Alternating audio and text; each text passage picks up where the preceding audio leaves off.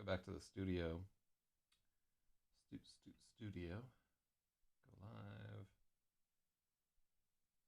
Next, blah, blah, blah, blah, blah, blah, blah, blah, blah. Connect streaming software to go live.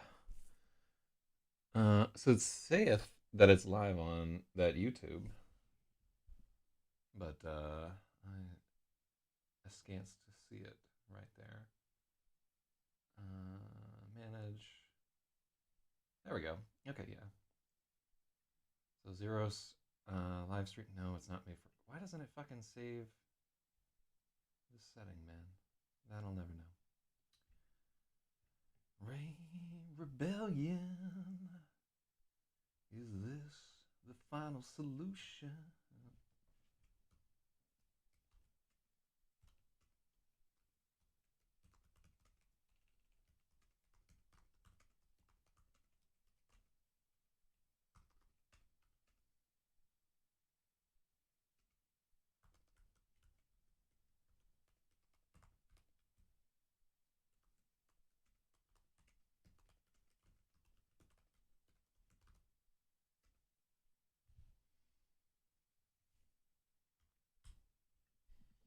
Shout outs to Big XEROS right there.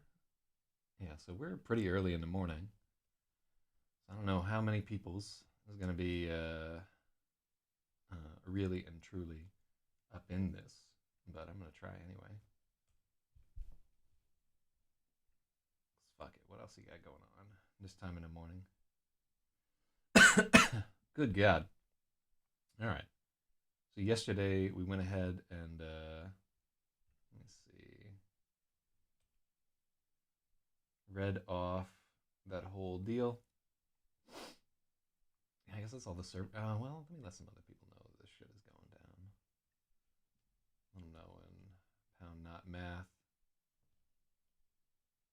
Bradius, yeah, his sleep schedule is no longer like locked in with mine. So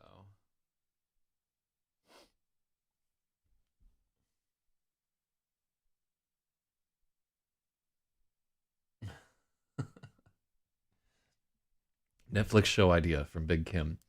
In-depth op doc delving into the homeless issue in San Francisco, hosted by Frankie McDonald and Shifty Mind, with a side narration from Crypto as well. A small green screen head in the corner. What the fuck? Ugh. Lord have mercy on me. All right, so I got see y'all tomorrow from whatever. I don't think we're gonna get anybody at 5 o'clock in the morning. Let me see there. Yeah, everybody's fucking asleep.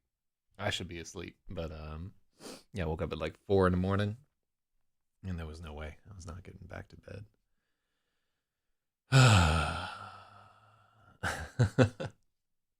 I could play the fucking intro for myself, I suppose. But yeah, there's nobody up on this but yours truly right there. But such is the life of waking up at 5 in the morning to edit a novel. Let me just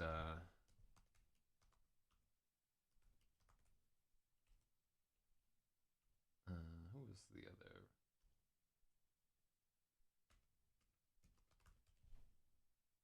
And then let me just let Spathy Wah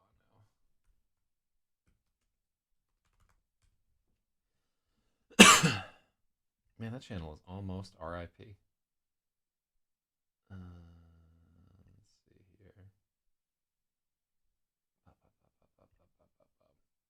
Wow, that was some riveting broadcasting right here.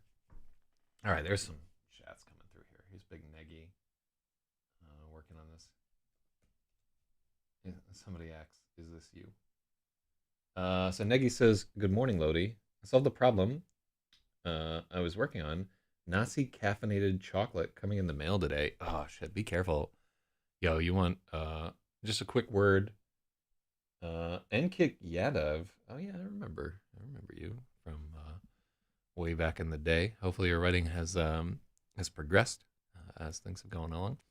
So, yeah, if I can just share a little bit of some very hard-earned wisdom. Do not fuck around with anything that'll give you like an overdose of caffeine. Because that shit is impossible to get out of your system. The only way to get amphetamines out of your system is to piss them out. and to like fully metabolize them. Holy God. Literally like the worst overdose that I've ever had was just like too much caffeine in my system. You just want to die. Your like heart's racing, your head's pounding. You just feel fucking terrible. So I'm real leery of like trucker pills and anything that can deliver like more caffeine. Like the nice thing about coffee, which is my caffeine vector of choice, is that it's hard to drink like a shit ton of coffee. Like your body will kind of stop you, and because it's in liquid form, it's like promoting you to piss it out. But yeah, just you're a grown man and everything, but be careful with that old caffeine. It'll tear you apart. You know what I'm saying? And so Negi knows what I'm talking about now. So Negi says that caffeine is not an amphetamine, but they're both stimulants. They both fall into like the same category. They're both eliminated from the body in about the same way. And if you take caffeine with amphetamines, you'll find that the two kind of the two waves reinforce each other. They're definitely synergistic. Let me see. That's why I have stopped written. Oh, he lost his mom, or she lost her mom. I'm not sure. Oh, I'm sorry to hear about you losing your mom there. Yeah, don't push yourself to do anything creative when you're dealing with grief. The time will come when you'll feel like right to do it again. But yeah, I'm sorry to hear that, man. And then Negi is saying my eyes got all bloodshot and I was like puking, right? And you're like puking, but it's dry heaving, right? Because as your body's just trying to eliminate that caffeine and it can't do it. Which is a shame because caffeine is like one of the greatest greatest things ever invented by a black man. But it'll put a hurting on your ass. But yeah, yeah, hopefully hearing about the misfortune of our protagonist, Trader here, can take your mind off of the woes of the world here. I mean, that's what fiction writing is all about in the moment. It's just paying attention to something other than the world and seeing some parallels that help us deal with the shit in our lives. So I'm going to give you guys a rundown in case you weren't here for the first couple of streams. Was caffeine actually isolated by a black man? But if you want to think about it, probably the first humans on Earth to make use of caffeine, I'm going to say they were of a darker tinged. Probably be. Well, where did coffee originate? Did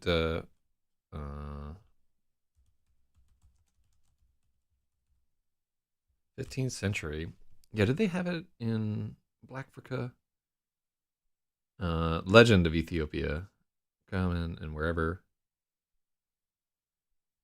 Legendary accounts of the thing. Yeah, okay, yeah, so they think that it began in Ethiopia. I don't think that it's because in my mind I was like, did this come from Africa or did it come from Central America or whatever? But yeah, we're going to summarize what happened on all the streams. All right, so just give you a rundown. So this story is XEROS.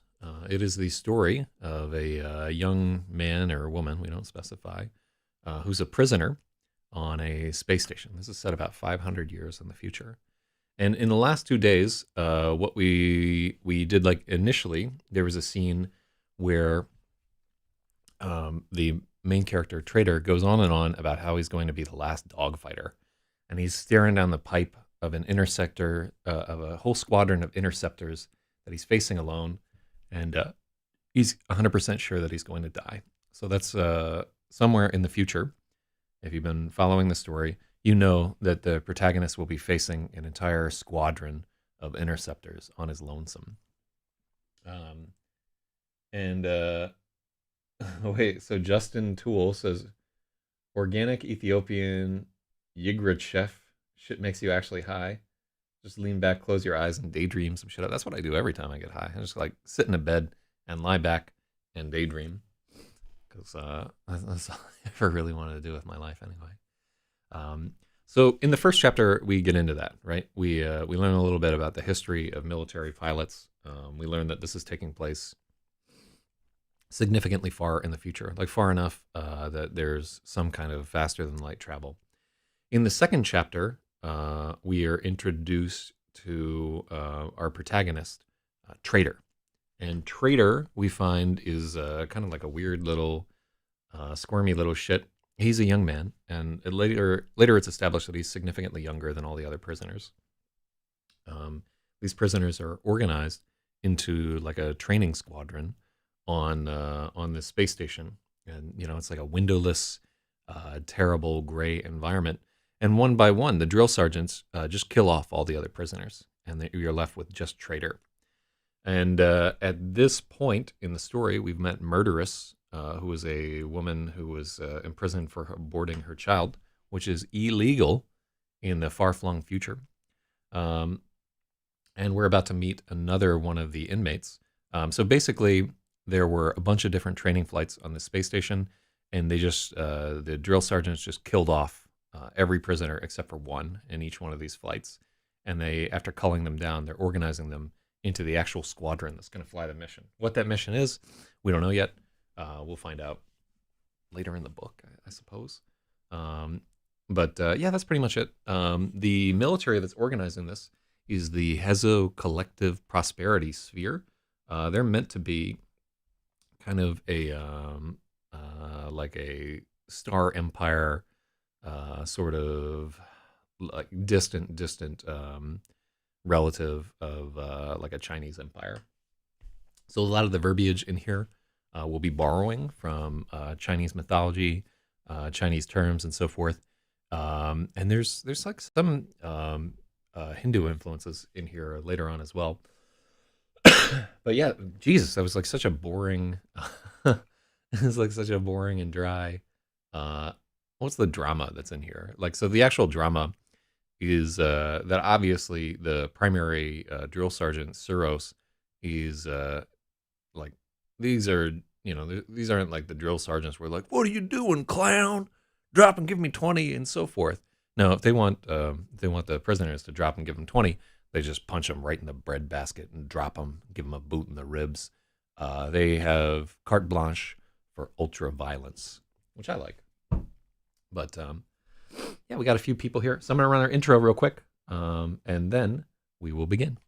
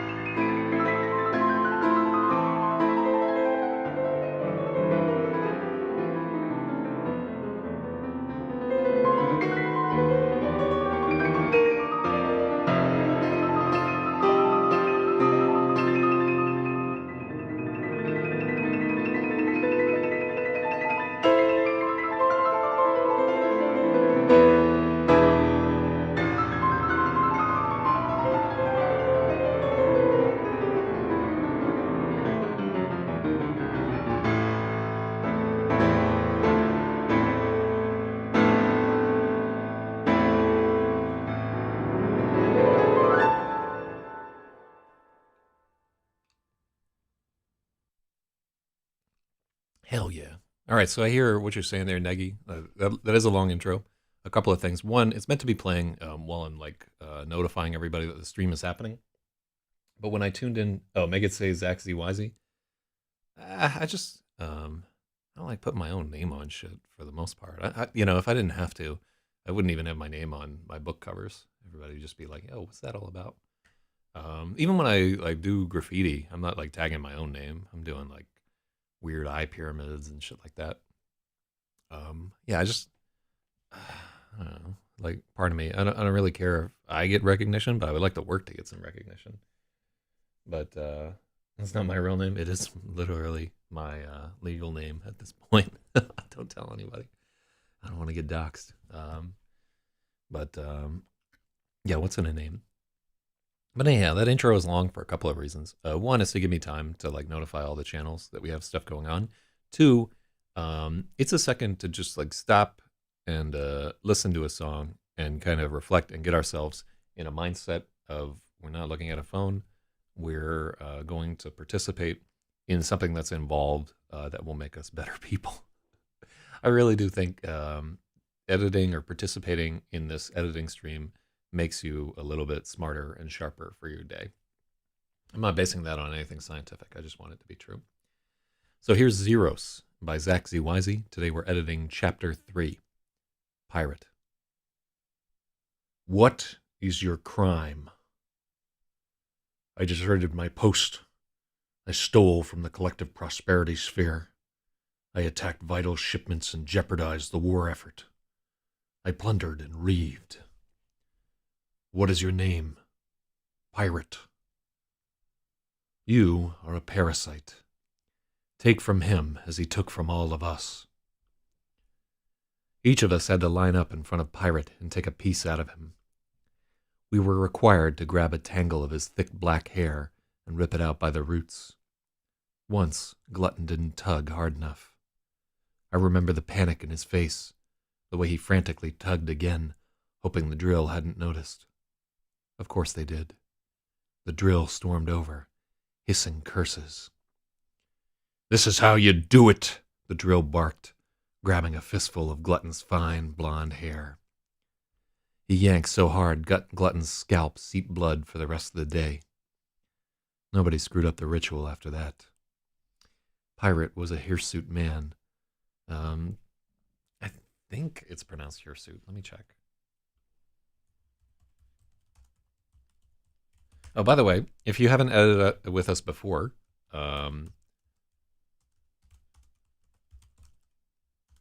we keep points. We keep score. So every time that you suggest an edit, and I accept it, you get a point. And if you get enough points, you will be honestly, like anybody that gets points will be thanked in the acknowledgments page of this book if it is printed. So, yeah, it's pretty gangsta, and plus it's just like a fun little game to play. So, Niggy, if you don't know what's going on here, one of the things that we've established in the previous chapters is that much like in sort of the Cultural Revolution, they have these struggle sessions where prisoners are required to self-critique themselves, and each of the inmates has this little ritual associated with them where they're humiliated and degraded. Like Traitor, our primary character, everybody in the squadron turns their back on him. And then the murderess, the woman who had an abortion, one of the drill sergeants punches her in the stomach and tells her that she's empty. And for Pirate, they each take a piece of him. I did do the summary, motherfucker. Where were you? I absolutely, positively did a summary of this whole thing. You'd taken too many of those caffeine chocolates. But we did want to learn the pronunciation of hirsute. Hirsute. Here, let's hear this. Hirsute. Hirsute. Hirsute. So, her like fur, and then suit, like a suit of clothes. Hirsute. Pirate was a hirsute man, but after a few struggle sessions, it was hard to find a handful of hair anywhere on his body. He looked like a badly plucked chicken. And so, yeah, I don't see any corrections thus far.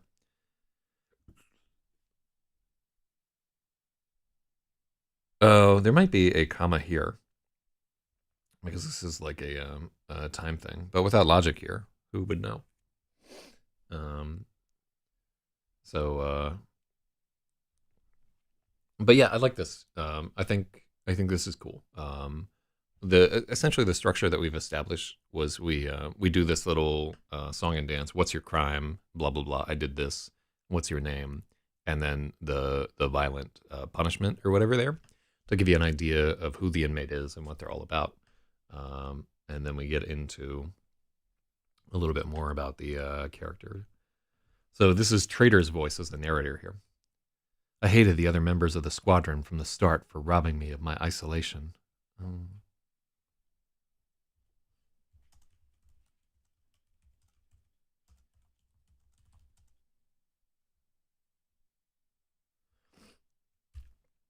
First, I hated them for robbing me of my isolation.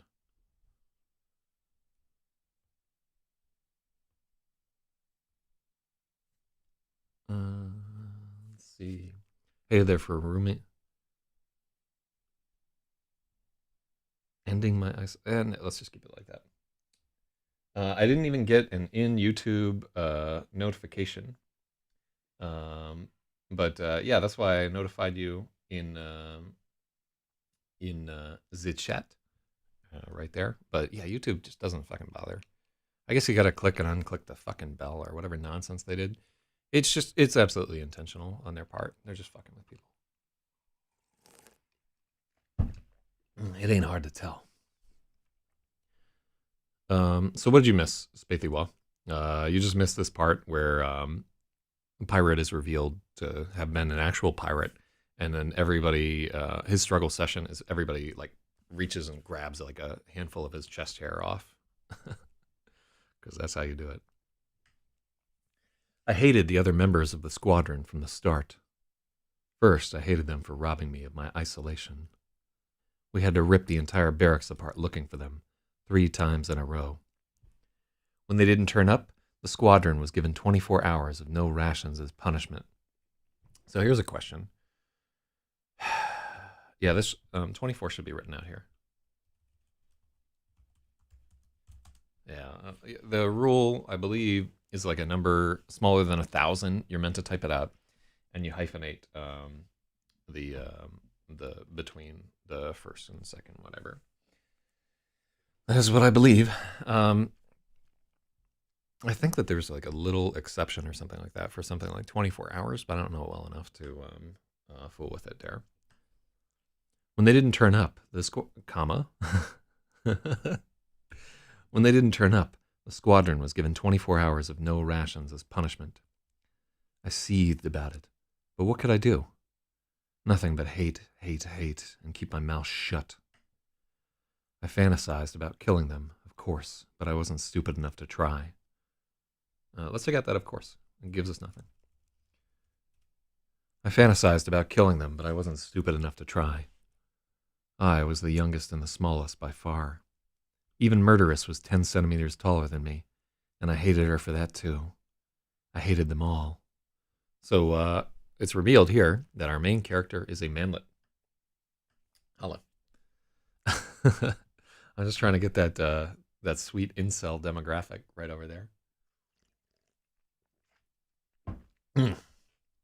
Although honestly, like the guys I know that do the absolute best with women aren't like tall dudes. They're short guys that have like a lot of motivation. Like maybe not short, but like maybe a guy that's like 5, 8.5 or something like that, where they feel like they really got to work for it. Those guys do much better with women. Everything in this world is motivation and luck. And rum. All right, what do we got here? Except pirate. So that's a sentence fragment there. But I think we can get away with it because it's a little stylistic there. The others hated him so much. I liked him. Oh, yeah. I think we need either a comma or that there. Yeah, I think just a comma there. I don't want the word that. Except pirate. The others hated him so much. I liked him just to spite them. When the drills weren't around, Pirate swelled up with a bottomless confidence. No amount of violent depilation could squelch his swagger. Oh, God. Who would fucking say this? Um, no amount of violent depilation. I think it's depilation.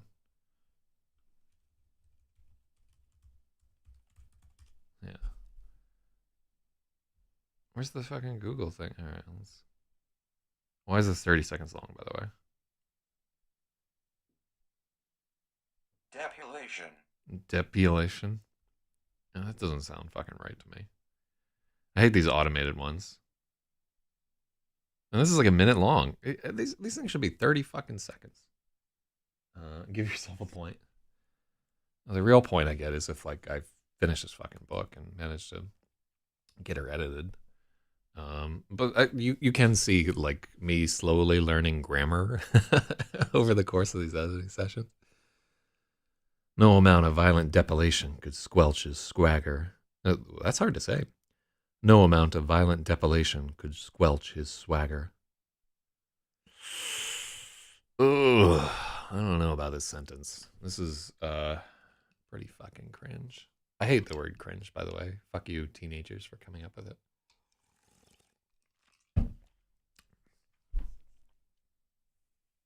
I'm going to keep it in just because I don't like it. There should be something in here that I hate, too. Every day, Pirate would spin a new yarn as we scrubbed and mopped the barracks until it was as spotless. I don't think there's a comma there. Every day, Pirate would spin a new yarn as we scrubbed and mopped the barracks until it was as spotless as a surgical ward.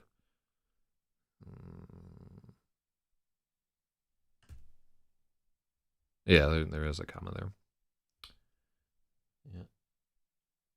Oh, so Justin Toole says it's both cringe, and I have no idea what it says. Well, you know what depilation, right? It's like that pill thing there. So depilation is like removing hair. You would see it in the context of like getting your pussy waxed or your anus bleached or whatever it is you do to keep that beach body. So this may be one of these like up our own ass moments where we just can't get away with it. But as always, our protagonist is like this smarmy little shit. So this could potentially be in our vocabulary there. I'm like borderline on keeping that line, but I like the image that it's conjuring for me, but I don't know that it will conjure that image for other people there. So, but now you know. Oh, yeah. This is really like a kill your darlings type situation, but we need to have something there to kind of explain, like just him swelling up with a bottomless confidence isn't in image. So Spathy Was says it's fun. That's all I need, right there. Yeah, you can see me like. I want to say that that line is not perfectly fine. I think that line shades too heavily into just me thinking I'm clever. But this is not a book written for children, right? We're squarely, this is meant to be like an adult narrative for the most part. So we can assume that somebody is willing to put in the time to, if they don't know a word, go like hold their finger down on it on their Kindle and be like, oh, well, I didn't know that. So we just have like a little bit more leeway to get into there. And that'll come into play more and more later in the book, where we're getting into some pretty esoteric math shit that even I didn't know when I started this whole thing. Swelling up with a bottomless confidence makes it sound like he's getting an erection. Well, like I said, every step of this way should be completely homoerotic.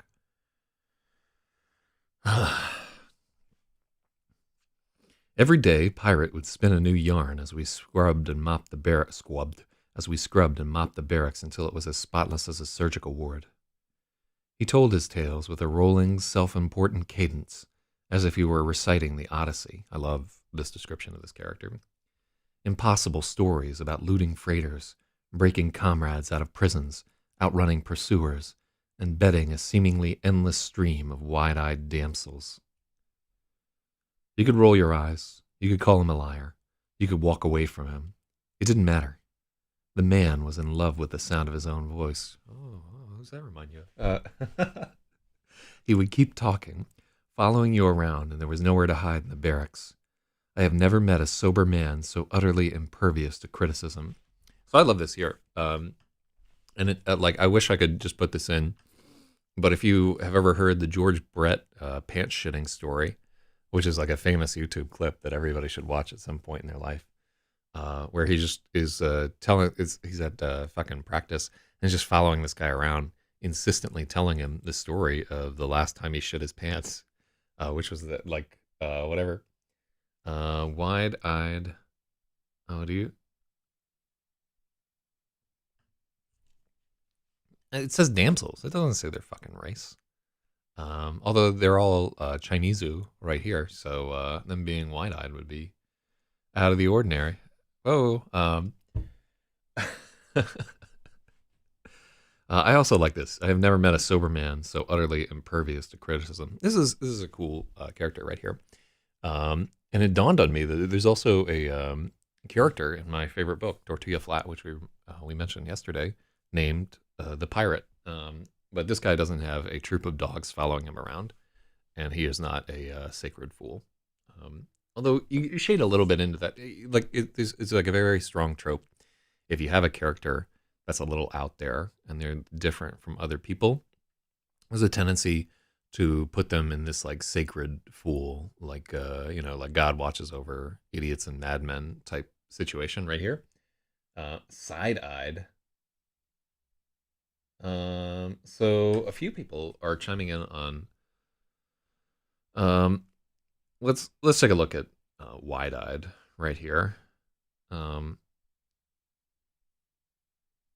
What we really want is probably not wide-eyed right here.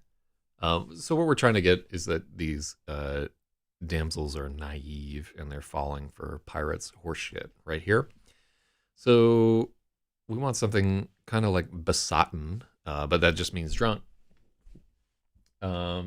So Spaethiwa says that it was a joke. The line is fine. Well, let's see if we can improve it, right? Because it caught people's attention. What's the word that I want? Smitten. Let's see. No, I think smitten is too much. Yeah, it's definitely like a little too much there. What's our other potential here?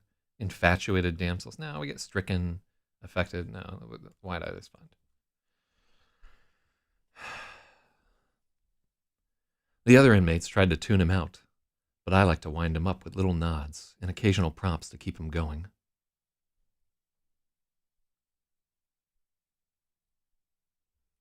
We can take out occasional prompts, I think. Yeah, this reads better. The other inmates tried to tune him out. Should we say... Yeah, it should be pirate right here.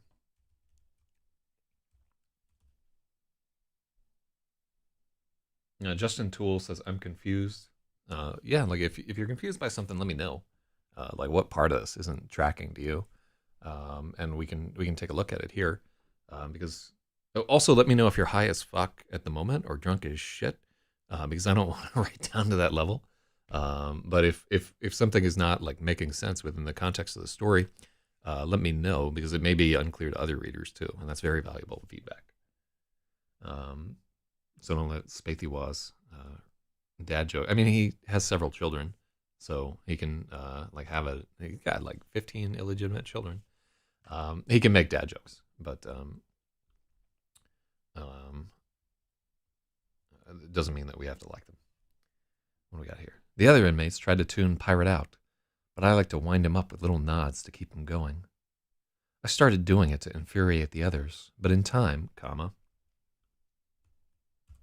I realized I liked listening to him. In his torrents of bullshit, there were always...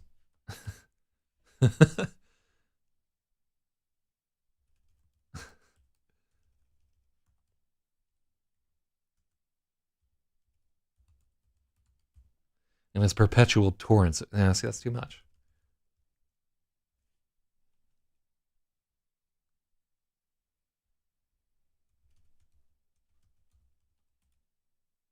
See, I'd like to do like Lodge in his torrents of bullshit.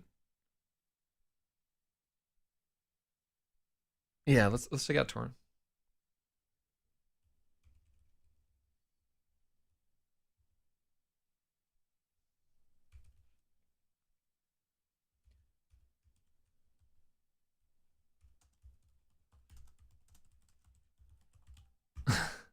There were always a few maddening kernels of indigestible truth lodged in his bullshit. That's a very like. That's a very. So we changed it up. Was he talking shit about Pirate? About praising after praising Pirate? No. He's always pretty side-eyed about Pirate right here.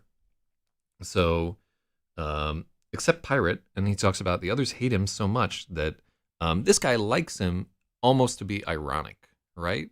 Like Pirate is kind of like the this fucking guy or whatever, right?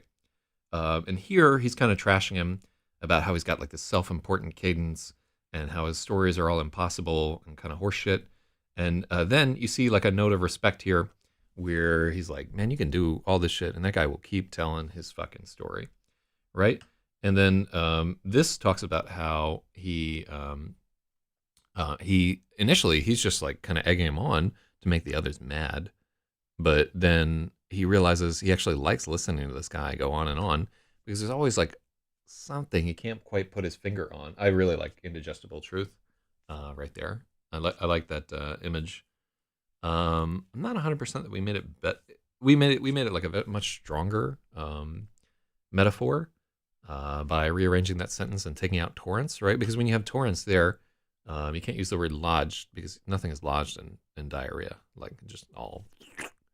But a torrent of bullshit could definitely have kernels of corn stored in it, that corn-fed cattle. Anyhow, so that's where that's all going right there. The character is very catty when it really comes down to it. I'm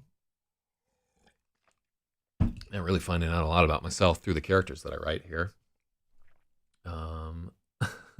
Wait, on the other screen, I see chimpanzees are some of the most ruthless animals in the world. Different troops brutally murder each other in ape wars. Infanticide is common. There are sometimes serial killers, cannibalism, civil wars within troops. They hunt and rip apart monkeys to shreds and eat them. Gangsta.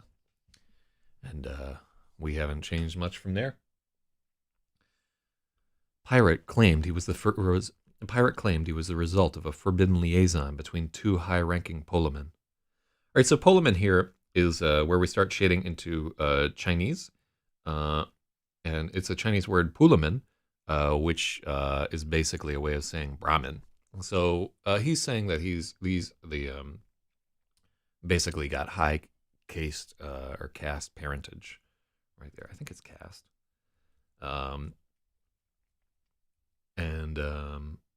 Well, anyhow, Pirate claimed he was the result of a forbidden liaison between two high-ranking Polamen. The reader doesn't know this, right? They don't know that I'm like picking up this word here. This is just something that readers have to kind of take on faith. And maybe as we're going through the story, we can take the words that they shouldn't know and put them into a glossary at the back. And if we're doing a glossary, we can do it as kind of like footnotes, where essentially, and this is something you could do with like the Kindle Inside function or whatever, where somebody can like hold their penis against the Kindle screen and it pops up a little blurb. But this is just one of the things that like for the reader has to like what the fuck is that? And like we could go into it, right? We could explain in like an expository fashion, like blah blah blah. This is this and this is so forth. But we're not talking about that at the moment. We're talking about Pirate. So he fit the mold. Wide-set green eyes, an aquiline beak of a nose, insufferable vanity. His was an old story. A child of privilege begins life with seemingly limitless potential and amounts to nothing at all. I was destined to be a great sculptor, Pirate proclaimed, as the others rolled their eyes and distanced themselves. He shouldered his mop like a rifle. The greatest! Marvelous marble, beautiful bronze, sublime steel, myriad masterpieces in every media. It was my dream since I was a child. I studied under the great Lourdes del Dico. Lourdes del Dico. I was her most exemplary pupil, her most passionate lover. Alas, I shone too bright. My application to the Academy of Revolutionary Arts, this should be capitalized. My application to the Academy of Revolutionary Arts was declined. The cowards knew I would eclipse them. In their pettiness, they engineered to have me drafted. Imagine that. The great pirate, conscripted as a lowly mechanic. Mop like a rifle. Oh, are we missing an A? Oh, yeah. He shouldered his mop like a rifle. Look at Big Spathy getting back into this while logic is a slumbering. Good job. The cowards, in their pettiness, they engineered to have me drafted. Imagine that. The great pirate, conscripted as a lowly mechanic. Pirate was making grandiose gestures at Addict. Addict wheezed and bent to scour a drain grating that was already spotless. Surely there was a greater need for mechanics than sculptors, brother. So we need to, this is a brand new character.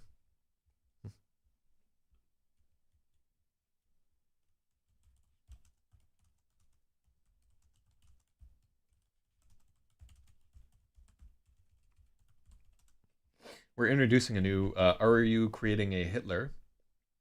Bot page is up. Do we need auth details? Yeah, but we got to do it after the thing. Just remind me when the stream is done.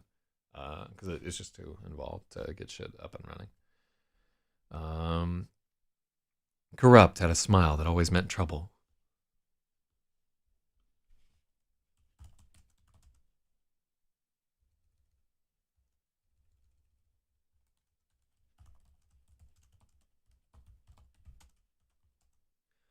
Corrupt was watching from the sidelines.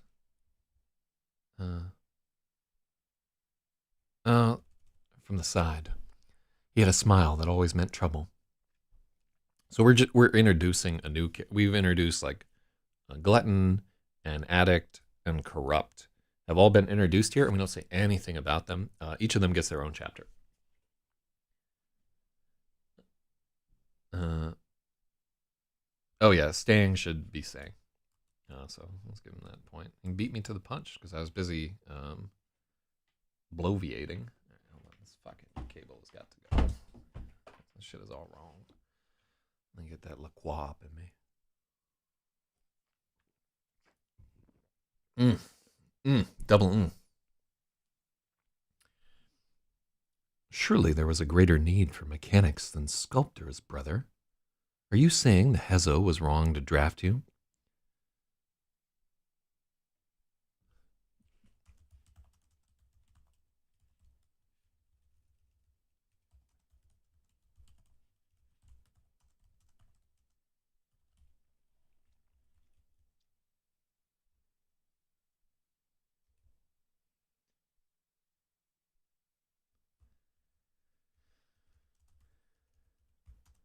Yeah.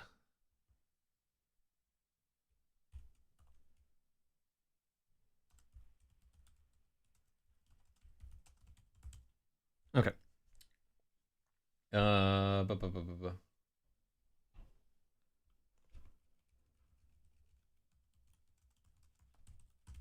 Corrupt was watching from across the barracks with an old toothbrush in his hand. He had a smile that always meant trouble.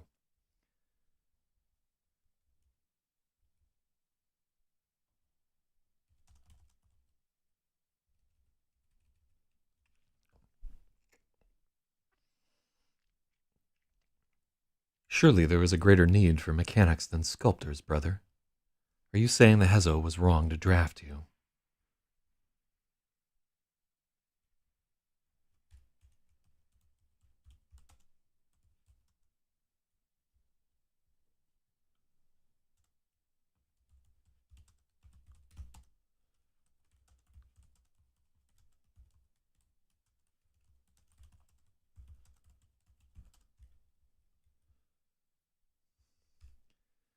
Corrupt had been cleaning the dust from the aluminum veins of the radiator.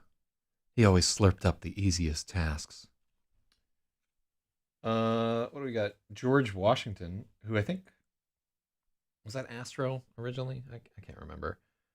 Do I plan on being the next Quentin Tarantino of novels or film? And by the time he was my age, Quentin Tarantino had like fucking 5 or 6 like box office smashes. He was like firmly established, and he had no education whatsoever. Guy used to work at a fucking video store. So what's my excuse? You know, um, sculptors, comma brother. Let's take a look. Oh yeah, that's definitely a needed comma. Look at you picking up the comma points. Logic is crying. Oh, almost caught him. Almost caught him. And also you get a point from a distance, because those are both really good edits. So there it is. The game is tied. Hell yeah. 14-14. No, George Washington is a different person entirely. Now I remember who you are. Let's see.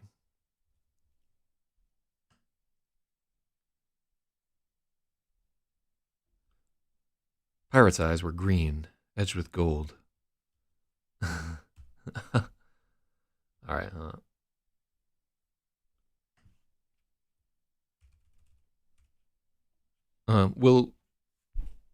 We don't want to like have his green eyes. Like this is not a romance, right?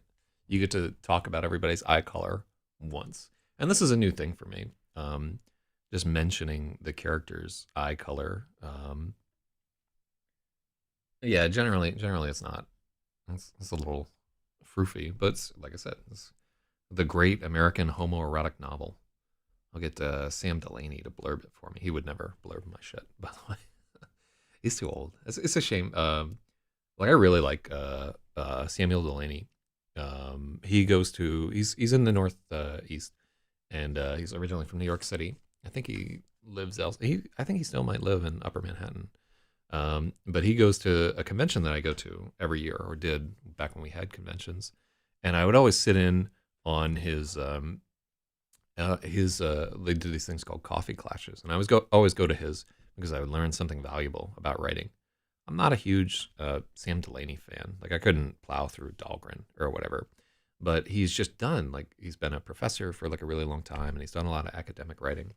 And it is impossible to sit in a conversation with that man for an hour and not learn something super valuable. In fact, like almost every time that I set out on a new project, I think about some of the advice that he gave me, and the other people there too. It's not like he was just talking directly to me. But because he's like a much older man, and he's like very heavy as well, he's in significant decline. And like every year he would lose like a little bit of that sharpness. And it's just like the fucking tyranny of time right there, that this guy who almost like unimaginably brilliant, just slowly getting chipped away by age. And you can still see like all that brilliance is still under there somewhere. Time marches on. Anyhow, it's always on my mind there. But yeah, he's I think too old to blurb a book by me, and I'm probably not good enough, but I'm working on it. Pirate's eyes were green, edged with gold. They lit at the unexpected acknowledgement of his existence.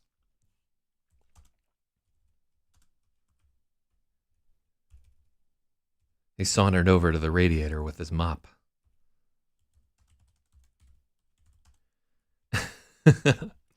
Pirate's eyes were green, edged with gold. They lit at the unexpected acknowledgement of his existence. He sauntered over to the radiator with his mop. I smiled as Corrupt winced. The fool had only been fishing for something to snitch about. Now Pirate had latched onto him instead of Addict. I love this, right? Where he's guys like, I'm going to get him in fucking trouble. And he's like, I can talk to him. And he just, he doesn't like feet enough to be Quentin Tarantula. So they don't have to light up. Yeah, up is unnecessary. There, they lit. Although lit is like a little pat as well. I might have said up, but we don't have to have lit up there. Also, I just want to keep lit up out of the books as much as I can, even if he is the chug champion. But No, comrade. Nothing could be further from the truth. It was wise, very wise of the Hezo. I became the greatest mechanic in the entire prosperity sphere. I had the great honor of being sent to the Tau Ceti front. I served honorably on the orb of Aklis. Pirate puffed up his chest, and the barracks grew deathly silent. What's an orb? I asked, though I already knew what it stood for. I knew just about everything a civilian was allowed to know about spacecraft, and plenty they weren't. I just wanted to steer the conversation away from the dangerous course Pirate was charting. I like how we get a little nautical there. So we kind of ran through that. So Spathiwa doesn't think it works. George Washington says, what do you recommend a person in their early 20s? I'm kind of screwed, but I'm getting my first car next month. So first, don't buy a new car. Don't get on a fucking payment plan. If you're on your early 20s, like get a fucking beater, right? Get some piece of shit that you spend like $2,000 for, and just do that every year. Like drive it into the fucking ground, right? Don't pay any money to get it repaired. Try to fix it yourself, and if it stops running, ride a fucking bicycle. That's like the greatest advice you can give somebody. Just like no maintenance outside of like, you can do like an oil change, I guess. But your life will be immeasurably better if you never get on that fucking payment plan. Yeah, getting a beater, doing a business admin course. I mean, do you want to take a fucking business admin course? Like, don't do anything like if you just feel like, oh, I got to do something, like fucking don't even bother, you know? You should, at 20, you should know like what you really want to do and be chasing after it. And if you're like, oh, that couldn't work or whatever, it just means you're a pussy. Like everybody deep down knows what they really want to do with their life. Very, very few people get to actually do that thing because once you admit this is what you want, then you have to do that thing, right? And then you can fail. Like look at me, right? Like I know that I want to write books. I have to write books. I've written like so many books. None of them are like a huge bestseller or whatever. In a way, I've failed utterly, but I keep at it. I'm retail industry. Yeah, get the fuck out of there, man. I mean, you got to work, you know, you got to like work a job and get food and so forth. But man, like in your early 20s, you're so much better off like being in the trades than going to like some kind of fucking business school or whatever there. So success comes with trial and error. Just keep in mind, for the most part, success never comes for most people. Very, very few people have significant success in their lives, but almost everybody gets enough to make by. I think there's a Rolling Stones song to that extent. But speaking of which, we will have no success if we don't get through with this whole thing. So we already did Gleamed a little bit earlier.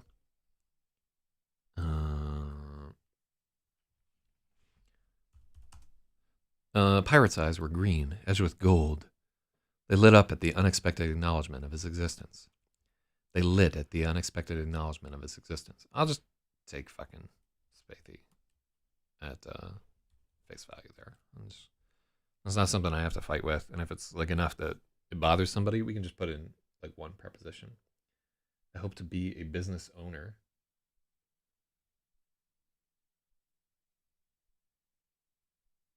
Everything that Spathy Was said right there is true, especially about a tradesman marrying earlier in life, because the trade will just eat you down, and you won't have the energy for relationships later in life. Yeah, retail is garbage. You get nowhere. It does sound like George Washington is clearing off of the drugs a little bit there. That's good. What's an orb? I asked, though I already knew what it stood for. I knew just about everything a civilian was allowed to know about spacecraft, and plenty they weren't.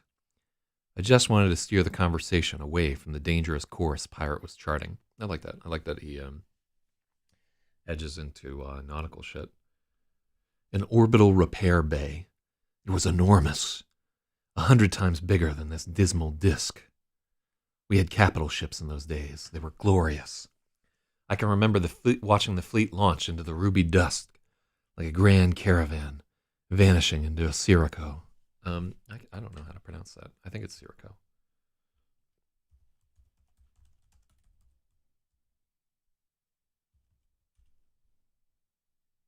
No, I got it right.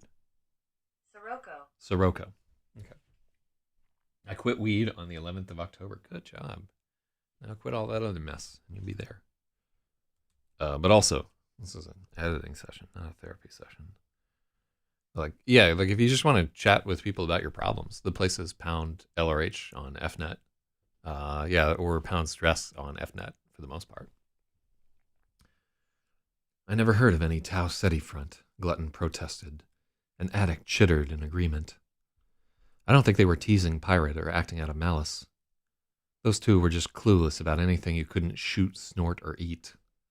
I like that. There was no Tau Ceti front. Am I even pronouncing that right? God. This is what happens when you... This is what happened when you learn every fucking thing in the world from books. I think it's Tau Ceti. Tau Ceti. Yeah, all right, there we go. Spear the conversation to the missing two. Where is two missing? Let me see. Where is...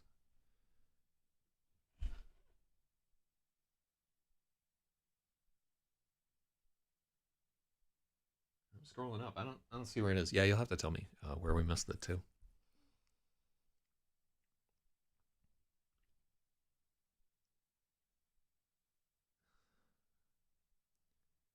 Here was the malice. Corrupt and murderous shared a poisonous glance. Liar had only been half listening as he mopped the other side of the barracks.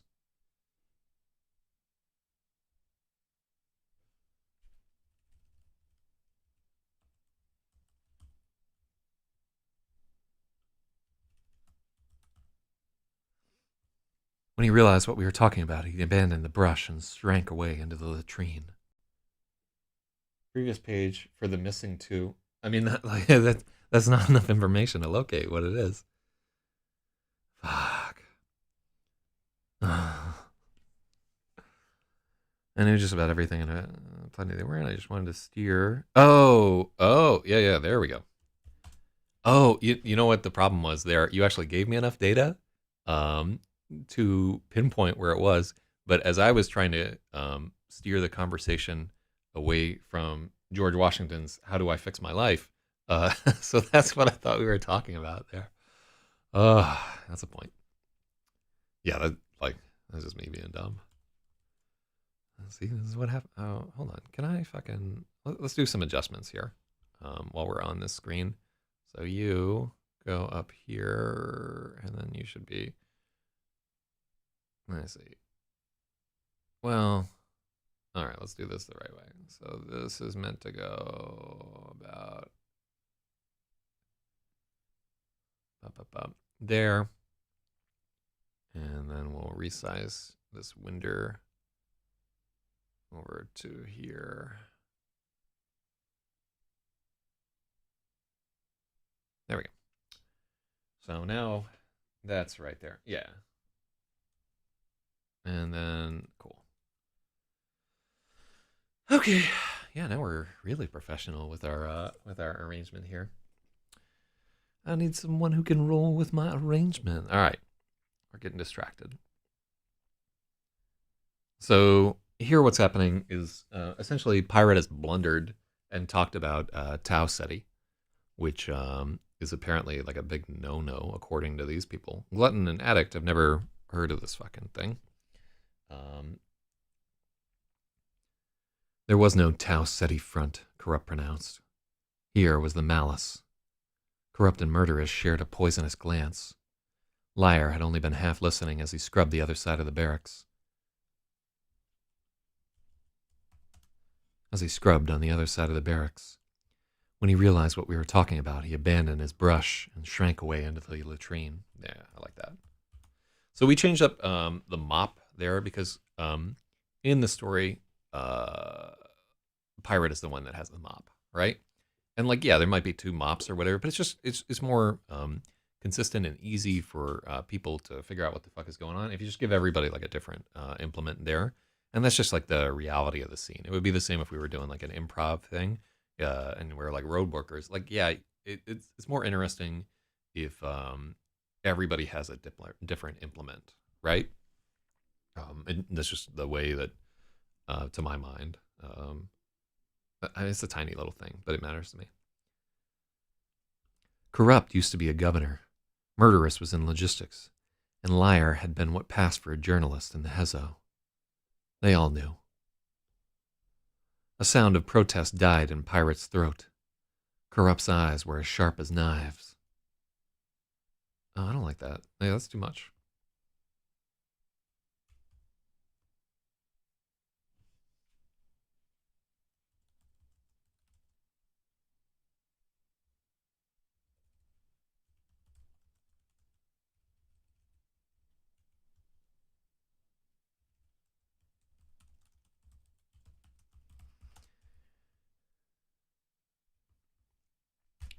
A sound of protest died in Pirate's throat. Corrupt smiled a serrated grin. Pirate looked towards Murderous, but she gave him nothing. Finally, Pirate turned to me, a childish, pleading look in his eyes.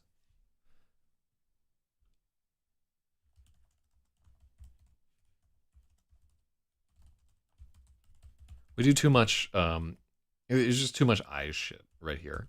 It's just lazy, right? There are other parts of the body that are expressive.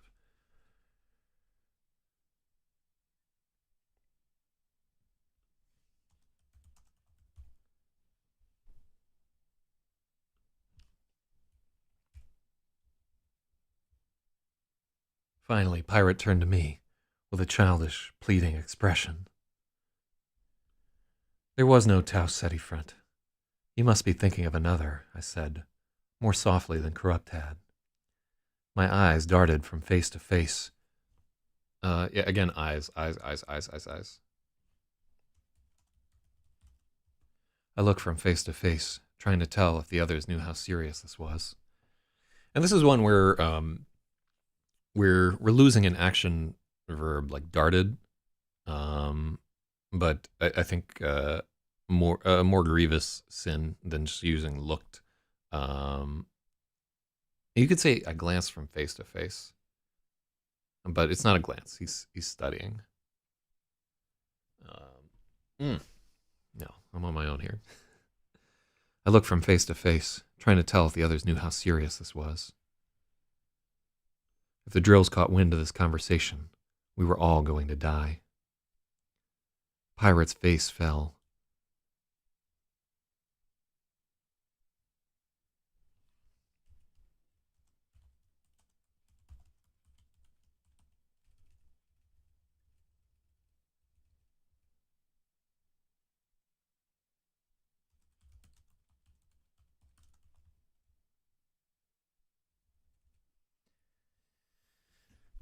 He felt betrayed. Yeah, this is tough. Pirate's face fell.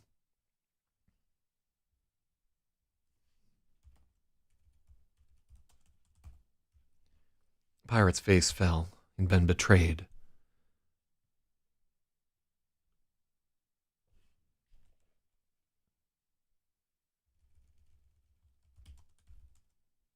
Betrayed is too strong.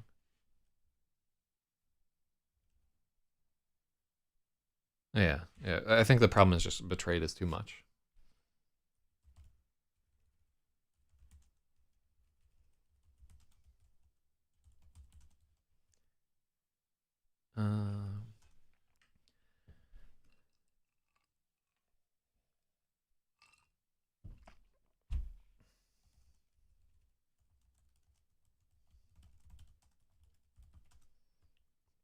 Pirate's face fell.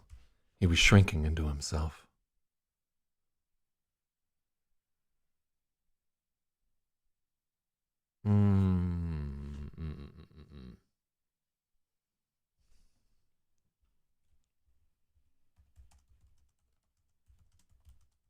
Yeah, I like that better. No one was on his side. But then, I winked at him. It wasn't subtle, and the others all stared at me. I glared back, daring them to snitch. I would gladly drag them all down to hell with me. Pirate returned a tight-lipped nod of understanding. He went back to swabbing the floor with sullen swipes of the mop. There was a strange silence in the barracks for the rest of the morning. Officially, there never was a Tau Ceti front. There was never even a Tau Ceti. The official Hezo star maps omit it, daring anyone to disagree. But I've seen files. I've seen footage. Tau Ceti was a slaughter. So I like the Death Grips reference in here. I just wanted to get that in there. And this is where we get like a little bit shading into the fact that like these guys are prisoners, and there's an oppressive regime that can erase stars from the map and just say that they're not there. That to me is pretty gangsta right there. So I like the way that builds up into that. I like kind of like the 1984. It's like there was never a fucking Tau Ceti. What are you talking about? All right. So how deep into this chapter are we right here? We started at 17. 2, 3, 4, 5. Okay, so about 6 pages right there. Isn't it kind of difficult to hide a star? It's still visible even if it's not on the map exactly. Like it would be, as if like the government was just like, by the way, there is no island of Cuba. You must be mistaken. And anybody that talks about Cuba is obviously an enemy of the state and needs to be eliminated. There is no Cuba. There was never a Bay of Pigs. It was a myth. Why are you talking about this? Are you a traitor? Just that kind of situation right there. But in this case, you can see Cuba from where you're standing, right? It's I've seen files. I've seen footage.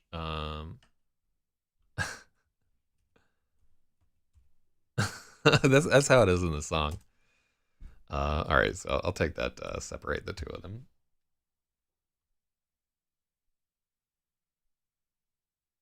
There are 4 lights, but without being able to torture everyone. It really is. That kind of, we shade a little.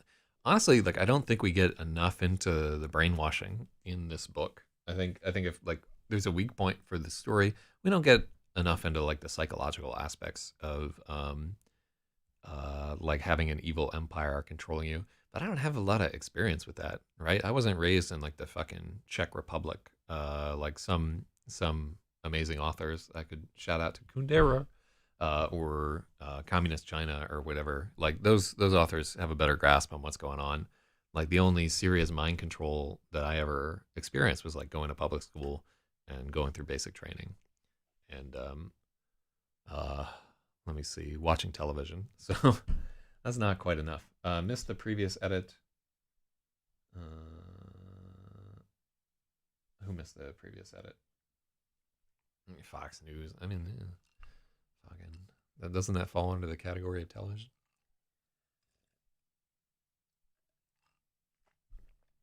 Officially, there never was. I did miss that. Yep. That's another one right there. Spathy racking it up. 4-point lead. All right, so how deep? Let me just stand up for a second. We're not taking a break or anything. I just want to get some circulation into my body and penis.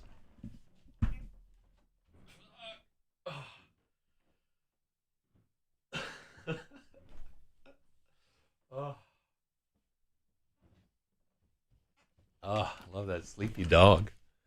You're just about to fall the fuck over. That's how I felt. Just so yeah, I'm thinking for my grand road trip. Oh, he typed that before. Yeah, there was a 30-second delay, especially with Twitch. Twitch is slower. For my grand road trip, I'm hoping to get a dog. BRB circulating my hirsute pirate. So we do this dot dot dot thing because like a bunch of time, like anytime that time elapses in the story, I just tend to break up this section with like this chapter thing, which I think is pretty typical. I don't know. I can't remember. I'm like so deep into the process of writing that I can't remember what's what and who's who anymore. The next day, comma. Wait, did somebody try to get that comma point? You're too late. Ah, I beat you. Pirate was his old self again. To punish us for murderous existing, the drills had ordered us to muck out the flooded. Oh, wow. Look at this fucking sentence right here. To punish us for murderous existing, the drills had ordered us to muck out the flooded shaft of a hydraulic lift that was swamped with spoiled bio-oil. What a fucking sentence. Does that sentence need to be split?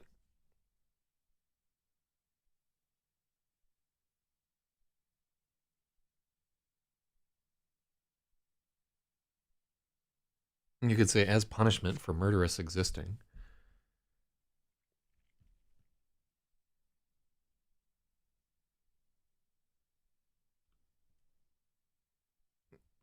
Let's take out the flooded shaft, right?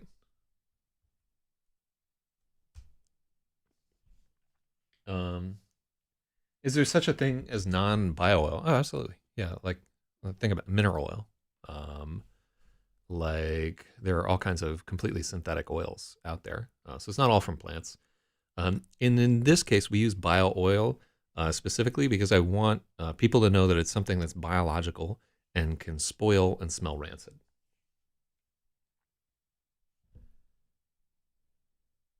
Let's see. Should be back to his old self.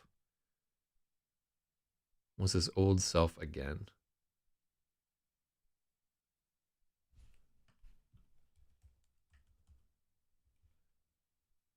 I like this better, but I'm going to give you a point, Neggy, because I think that is better. The next day, Pirate was himself again. Okay, cool. To punish us for murderous existing, the drills had ordered us to muck out a hydraulic lift that was swamped with spoiled bio-oil. It was like swimming in a cesspool. Most of us were wearing masks against the stench, but Pirates had ridden down his neck.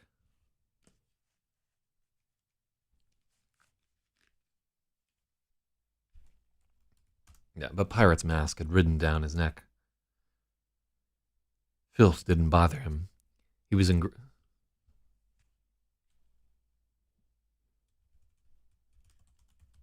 smell didn't bother him. He was engrossed in telling us a story. The Hezo Ace, Redbeak. The nose of his ship was painted crimson, as if wet with blood.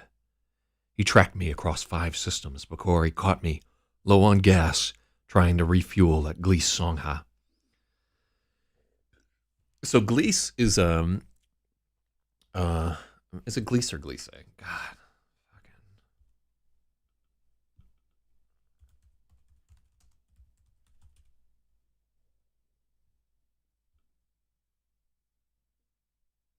Gliese. All right, it's Gliese. I gotta know this, man. At some point, I have to read all these books on tape. Oh yeah, I think that's a good change because we use swamped later on here. So yeah, I like that's a decent change right there. Flooded just tells you more of man. Have you ever worked on an elevator like where the bottom of the shaft is just fucking flooded with oil? It's gross. Uh,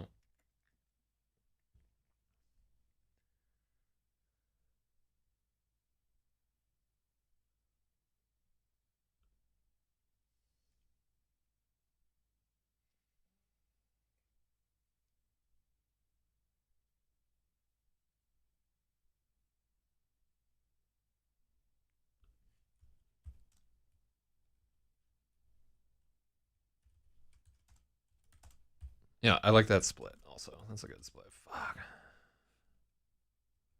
Huh? Into that big 20. I gotta hold on. Let me see if I can fucking rearrange. I want yeah, I want those two to be fucking whatever.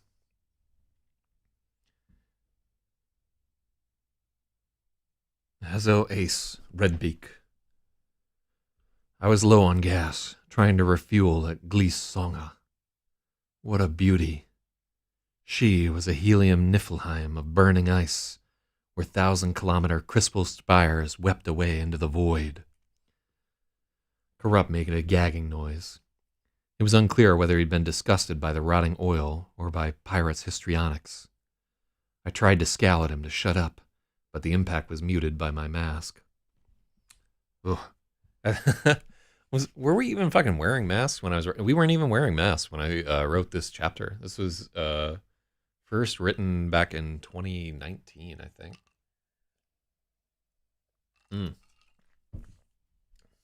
Late 2019, where the virus was just a glimmer in people's eyes. Glees Songha had two tails, like a comet, one gas and one dust. So this is a thing that will happen with comets. Like they'll have like a dust trail that they're leaving behind, and they'll have like a gas jet. So when you see like a twin-tailed comet, it can happen to planets too, is my understanding. I was in the gas trail, drinking greedily, unaware Redbeak laid an ambush deeper within.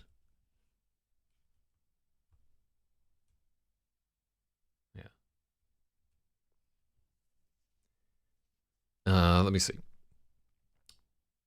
Glees Songha has two tails, like a comet, one gas and one dust. I was in the gas trail, drinking greedily, unaware Redbeak laid an ambush. He waited until my tanks were deployed and I was vulnerable, the coward. Tails.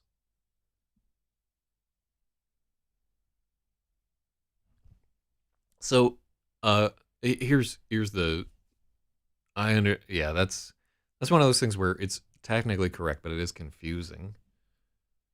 Let's call this a tail too. It is a trail of gas behind the planet, but it's much more, for clarity's sake, much better to take that out. So let's get 21. Trail is a physical one, yeah. Shoutouts. This is just an allusion to Warhammer anyway. The twin-tailed comet. Gangsta. Let me see here. I was caught by surprise, but I had a trick up my sleeve. Oh yes. I jettisoned a tank. His first salvo missed by millimeters. My ship was intact, but I was in a desperate plight. I was down to the last dregs of oxygen, caught in a dogfight with a Hazo Ace. Gas tail sounds awful. Wait, I hate it. Undo that change. Gas tail is just wrong. Alright, well, let's just fucking, I don't know, take the point away.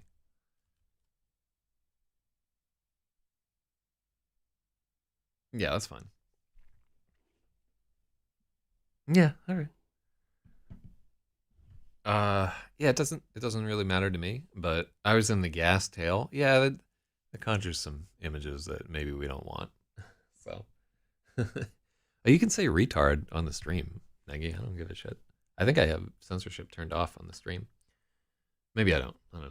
YouTube is, they just set the fucking same settings every single time. Nothing sticks. Alas. Oh, just by the way, I'm down to 225 from 240 at the pinnacle of my fucking COVID fatness. So down 15 pounds, and I have 25 to go before October. YouTube will censor? Well, that's just retarded that they would censor that. I don't know why they would do such a thing. But yeah, anyhow, like making progress on this whole thing. It's just something I have to do every couple of years. Like I'll get into like a pit of drinking and ordering out all the time. And I know like if I go on the road, I'm just going to eat like dog shit for a year. So I want to slim the hell down. But yeah, over the course of this stream and the reading of Lemon Maybe and the Electric Lady, if I don't fuck up, you should see me going like slimming the fuck down. Which and also growing like a terrible scraggly beard and my hair becoming like an egregious mop. Because I'm not gonna shave or cut my hair until this shit is done, unless women. They really have always foiled all my plans, those women. Alas. Corrupt yawned theatrically, and I swept through the muck with my shovel, making satisfying. Oh, yeah. Why is there a conjunction there?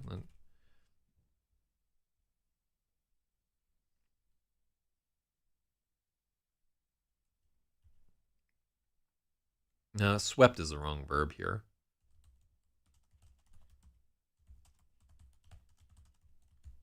I jerked my shovel beneath the muck, making satisfying contact with his shin bone. Yeah, you jerked that shovel, Holmes.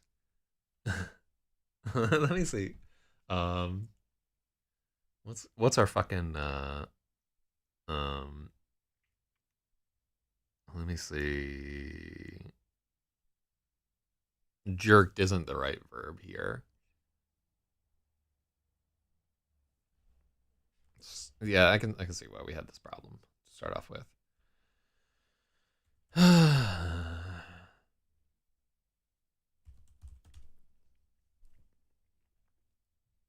Jerked.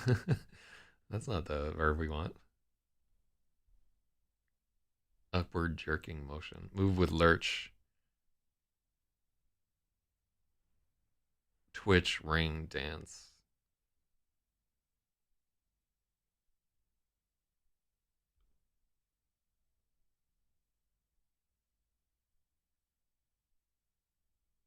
Poke. Poke is getting closer. Oh, jab is better. But jab is kind of like a.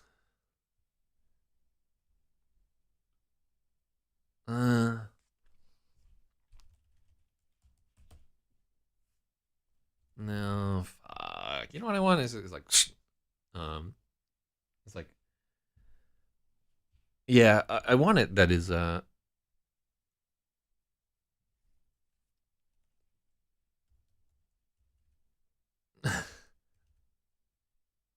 he's like I want it to be like where he's like a where he's pretending it's an accident that he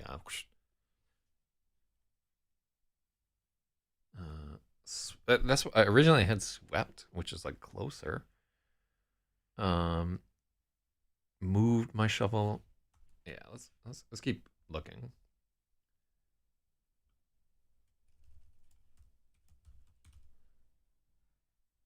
Carried, changed, drove, hauled, lowered, pushed, transferred.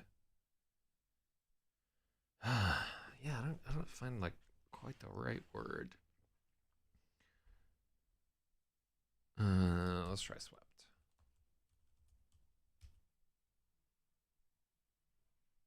Brush up, clear up. Because like it's underwater too. It's like under skimmed my sweep. No, thrust is like there, but it doesn't quite. It's not the right word. This word may not exist. Twitch my shovel beneath the muck. I swept my shovel beneath the muck.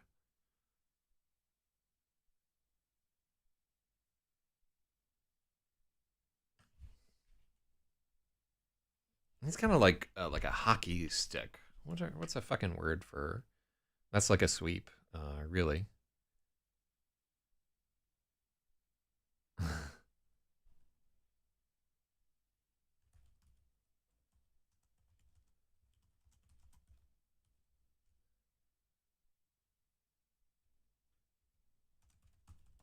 I like checked him.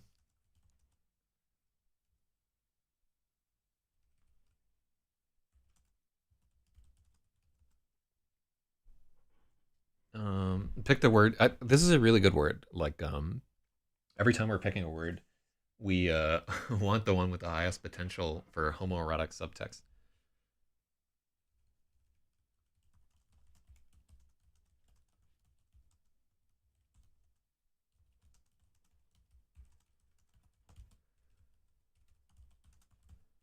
With the blade of my shovel hidden under the muck, I checked him, making satisfying contact with his shin bone.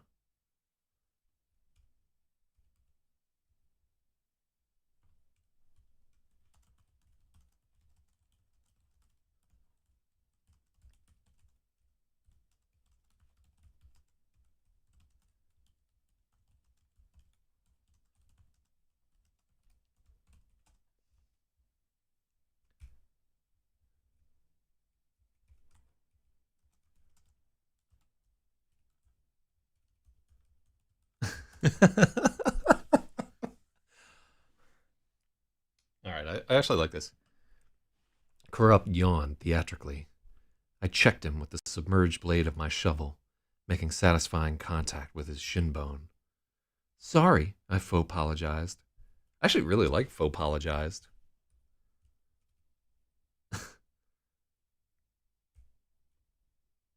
Can I get away with that? Uh, I want to get away with that. How badly, on a scale of 1 to 10, do you roll your eyes at that word?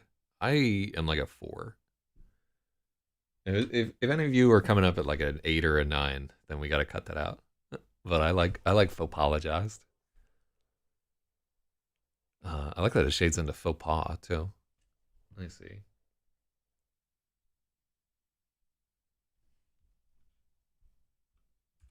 Yeah.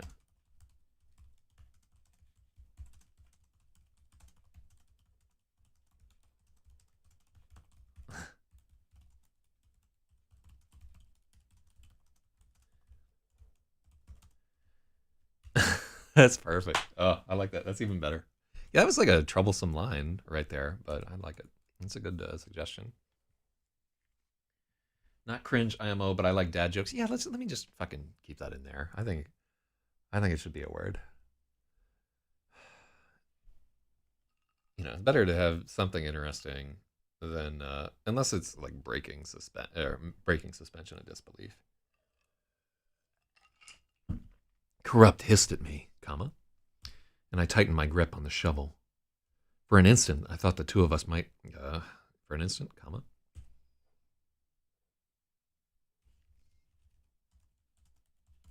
For a few seconds, I thought the two of us might go at it.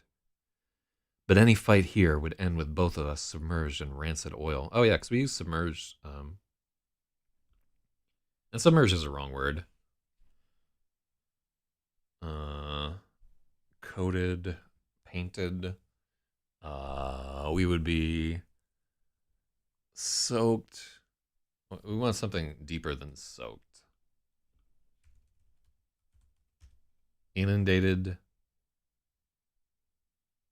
Wringing wet, sodden, drenched. I guess drenched is like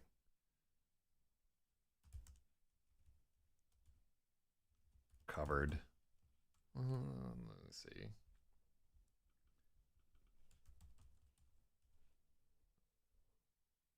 Concealed, enveloped, varnished, steeped. No, steeped.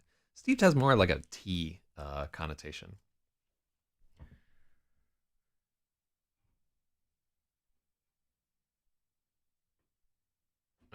There's got to be a word for just like somebody plastered with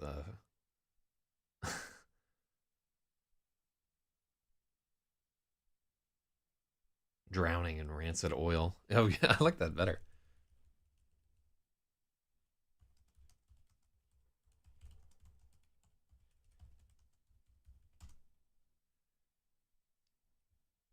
Any fight here would end with both of us drowning in rancid oil.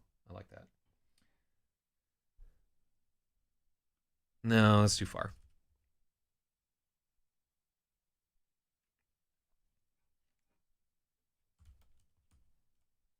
Coated. I like that because coating, like, yeah, oil.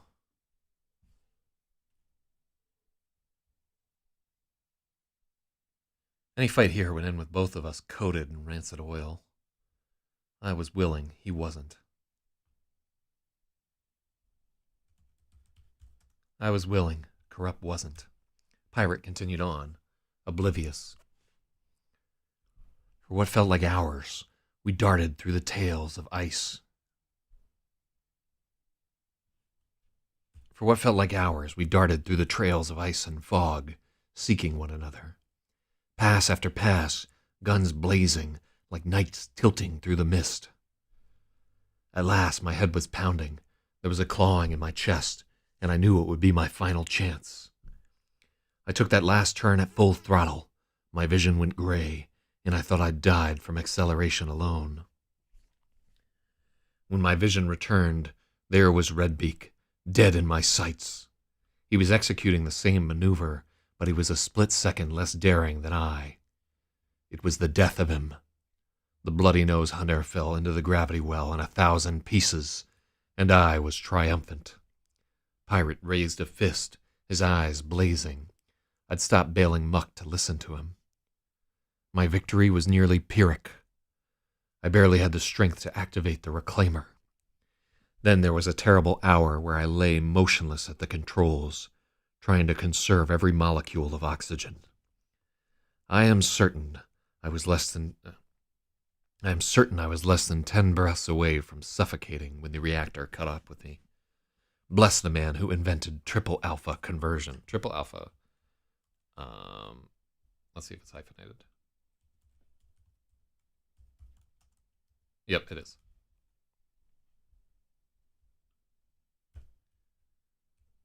Okay. So triple alpha conversion. Let me see. So there's a triple alpha process which happens in stars. It's a kind of nuclear fusion where 3 helium nuclei produce carbon and oxygen. So the idea here is that they have miniaturized this to the point where ships can use this to generate oxygen from helium. And I don't know if we're able to actually do this. Well, they're transformed into carbon, but along the way there you can get oxygen and so forth. It can only occur at temperatures above 100 million degrees Kelvin, and stellar interiors having a high helium abundance. So this is like a big leap to say that he has a triple alpha converter in his ship, but it's not like a planet is just going to be bleeding off oxygen. So we have to explain what's going on here. I don't know how much of this will actually make sense to the reader, or if we're just breaking suspension of disbelief here.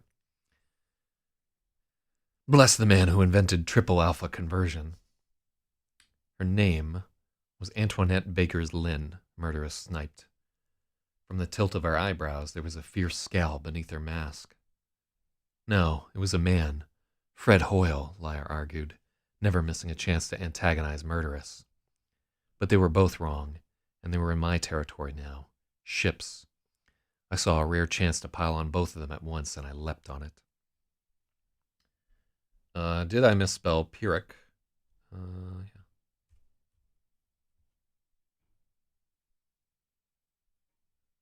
Oh, yeah.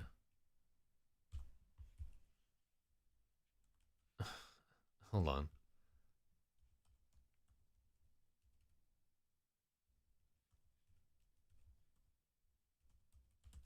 All right, so I actually had it spelled fucking right. No, no, I had it totally wrong. Pure hick. What? Doesn't that look wrong? It looks totally wrong in that spelling right there. So that zeros and day are not in the same font size. All right, yeah, that's not an impossible dream. Oh, I don't know if we can have 2 separate font sizes in the same thing. Might have to make a different thing. Man's name was Pyrrhus, Greek dude. All right, so Negi gets a point. And then I spelled it right in front of you. Yeah, but I have to check. You know, like I can't just go by what somebody says in the chat, like especially the spellings. We got to like look it up. And just keep in mind that like the text that I see is teeny tiny over here. Actually, I should make this bigger. Yeah, that helps there. Man, I'm getting fucking old for the most part. Like, although my eyes are still pretty good, honestly. Like that lasering worked.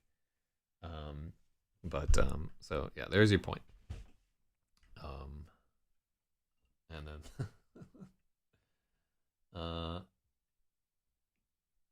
I enjoyed this feminism actually. So Antoinette Baker's Lynn, these are like actual people. So she actually did discover elements. Oh wait, no, I think I made that up. No. Hold on. So Pyotr Nestorov. No, I made her up. Yeah. Whoops. But Fred Hoyle is a real dude, and Fred Hoyle was a wacky motherfucker.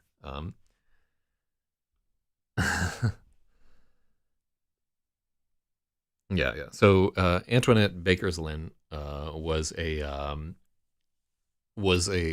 creation just so that we could have murderous be insufferable and wrong. And Fred Hoyle was an actual guy.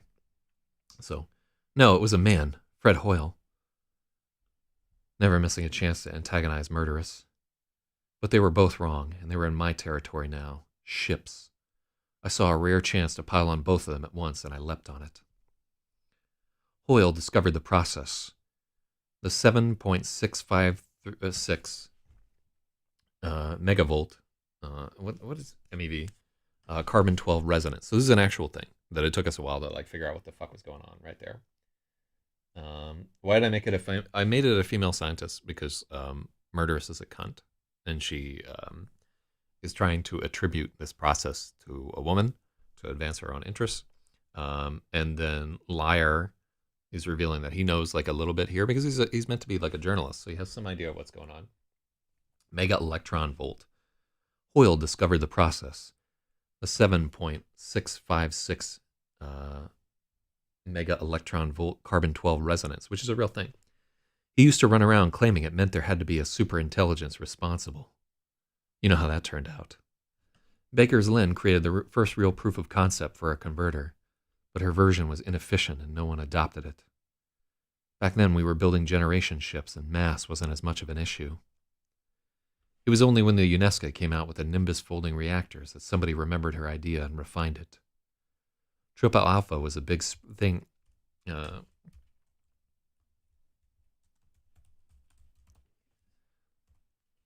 Triple alpha conversion was a big factor in the spread of the UNESCO empire. They could field much smaller ships than their rivals. We don't know who invented the modern design, but it has little in common with the Baker's Lynn prototype. This is quite a fucking paragraph right here. This shit is where I get to say, like, this is actually science fiction. So this is the kind of shit that nerds like, or some nerds like it. I like it. I know what nerds like. I rattled off my little history lesson without pausing to consider if it was wise.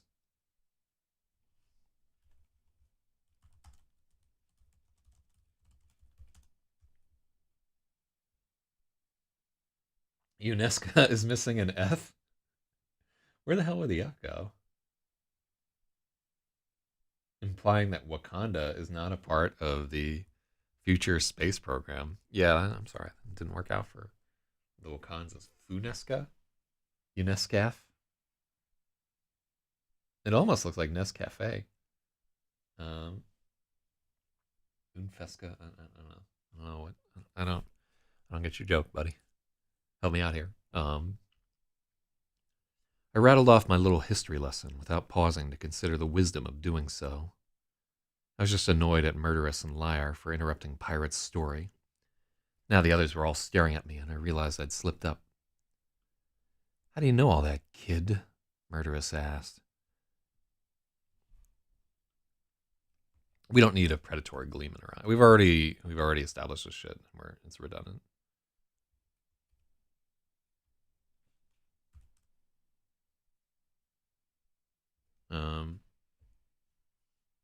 Let me see.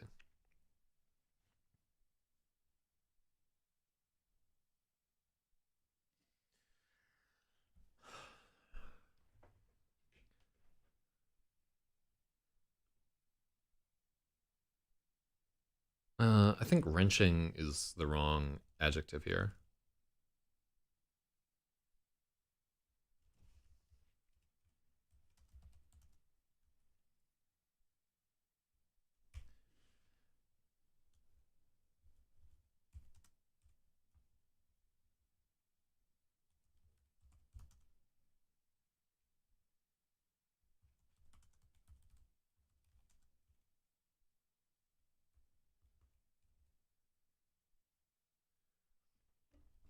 Murderous asked, eyes narrowed.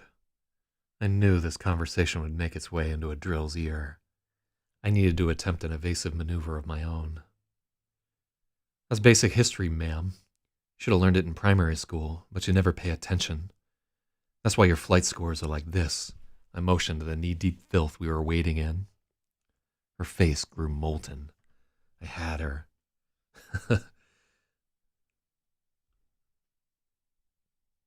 In reality, I had never gone to school at all. All the little tidbits of knowledge were just what we had.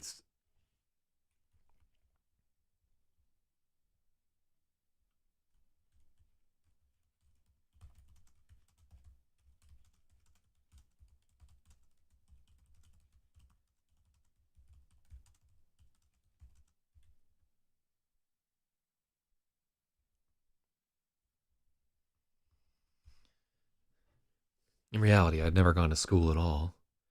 Everything I knew I had learned sifting through the illegal nets on Kelu. The rest of the day turned into a pissing match with murderous,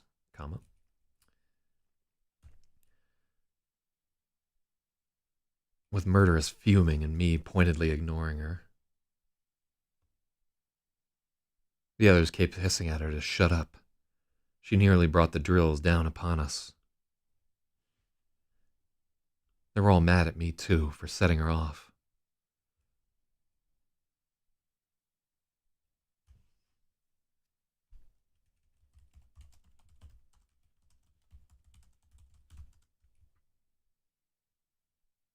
In reality, PB&J.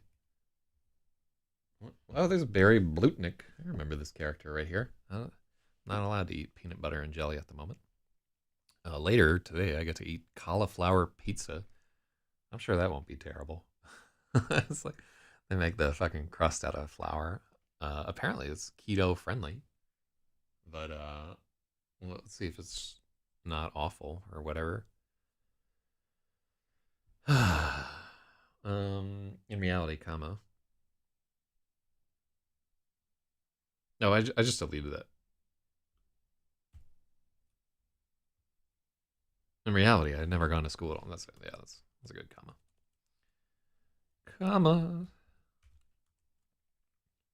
All of these are even numbers. How crazy is that?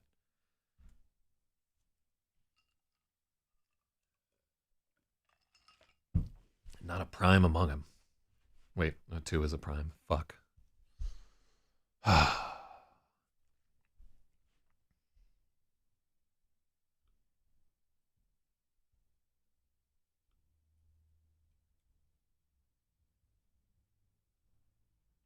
The rest of the day turned into a pissing match.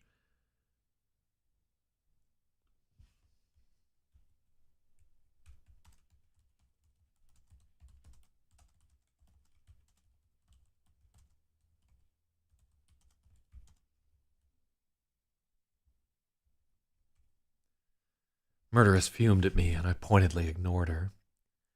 The others kept hissing at her.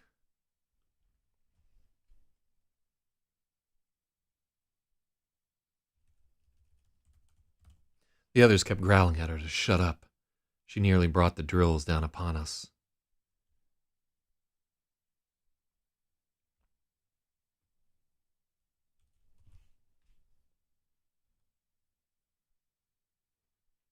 I don't like brought them down upon us.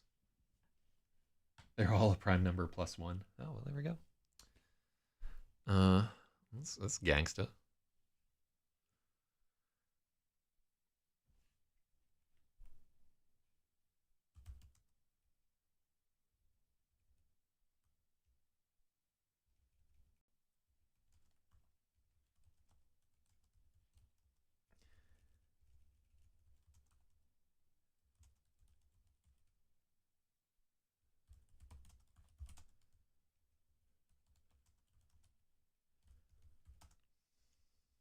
Draw the drills. Yeah, that doesn't quite fucking make sense.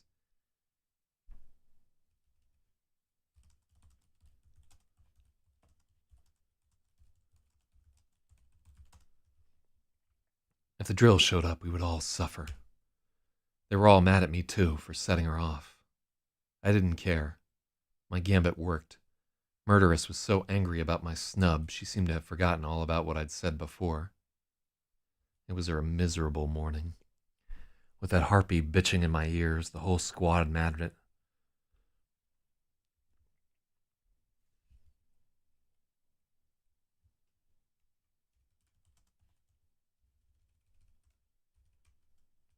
A harpy bitching in my ears, the whole squadron mad at me, and a seemingly endless supply of viral swill underfoot. Yeah.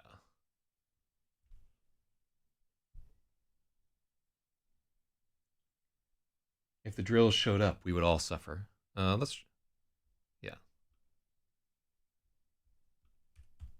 Yeah, that is indeed better. Like it. I like it. Well, now you're prime. Good job. There we go. I didn't care. My gambit worked. Murderess was so angry about my snub, she seemed to have forgotten it. It wasn't really a snub, to tell you the truth. It was a diss. Slight is closer. Hold on, let's see if there's a better word.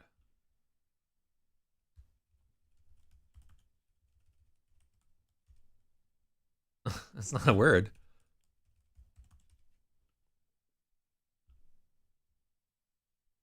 Affront is maybe a little better there.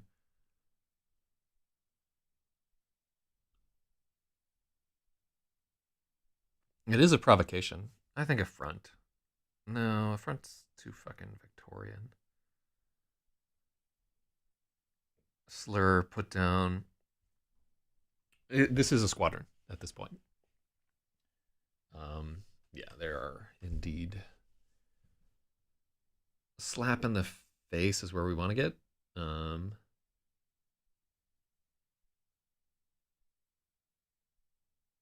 Honestly, like, oh, even though it's I almost.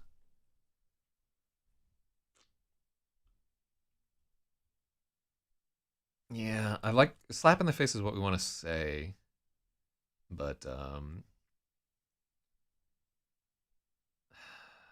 slight is close.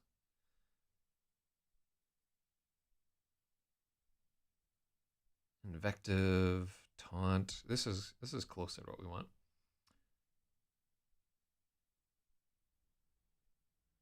Jeer, jeer is like closer. Oh, I like this. Jibe.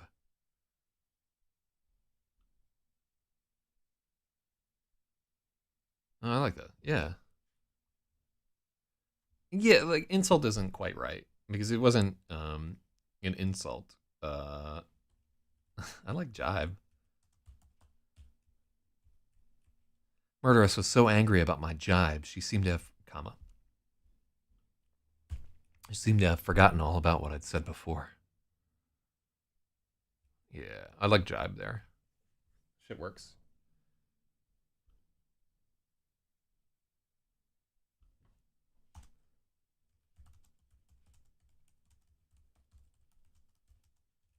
My jibe made Murderess so angry.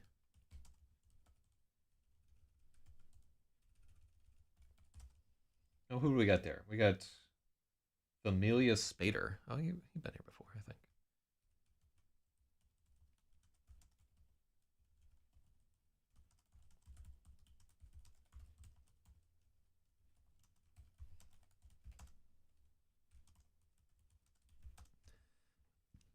My gambit worked. My jibe made Murderess so angry she forgot all about what I'd said before it.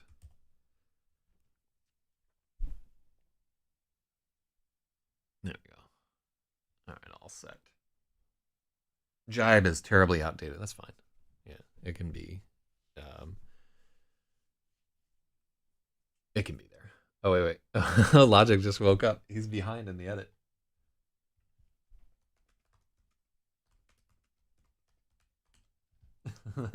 Logic just woke up, and I typed get thee to an editory while we're being fucking outdated. So the question here, jibe is more accepted in a. I didn't see his last line. You're absolutely right that it's much more accepted in American. I'm gonna give Spathy a point just for that correction. Oh, you have a 24 right there, and edit an hour for a whole fucking day. My jibe made Murderess so angry she forgot all about what I'd said before.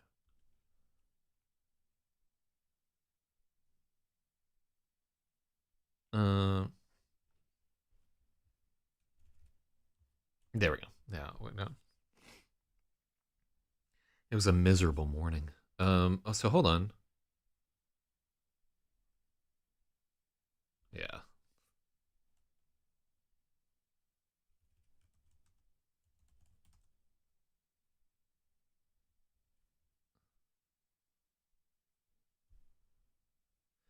I think pissing match isn't like really. It's not solid here.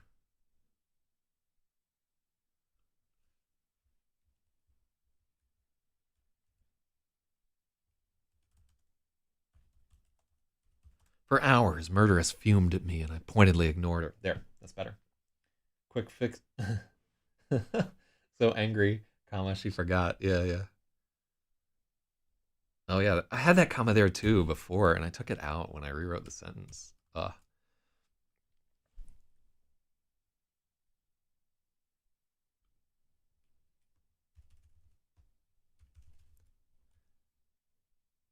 Murderess fumed at me for hours. Yeah, this is better. So like the pissing match, like one, I don't think you should ever say that a man and a woman are in a pissing match, right? Because you got one person like trickling down their leg, the other guy's pissing in their face. It's just not the kind of porno I'm into. And then I think pissing match was from previously where the two were like shouting at each other, and then that got edited later on to where they weren't actually shouting at each other, and it's where Trader, and it's much more true. Like he's less of a like confront you and shout at you type person as a like say some shit and then be like, I'm not paying attention to you, blah, blah, blah, blah, blah, which is a trick that I learned from IRC users, by the way.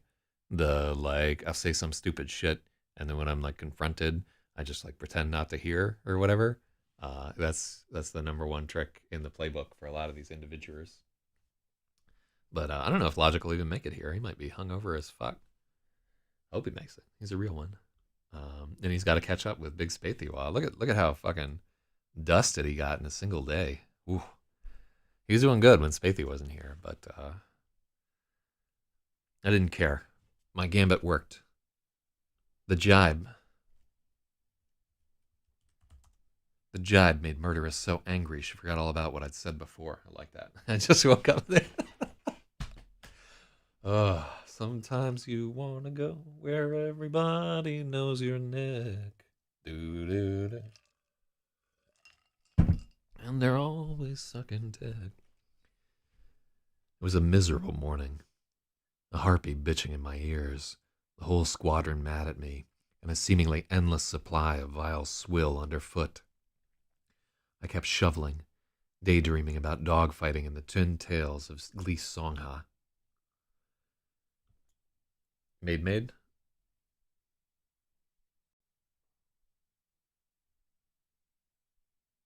Where's Maid? They're all mad at me too.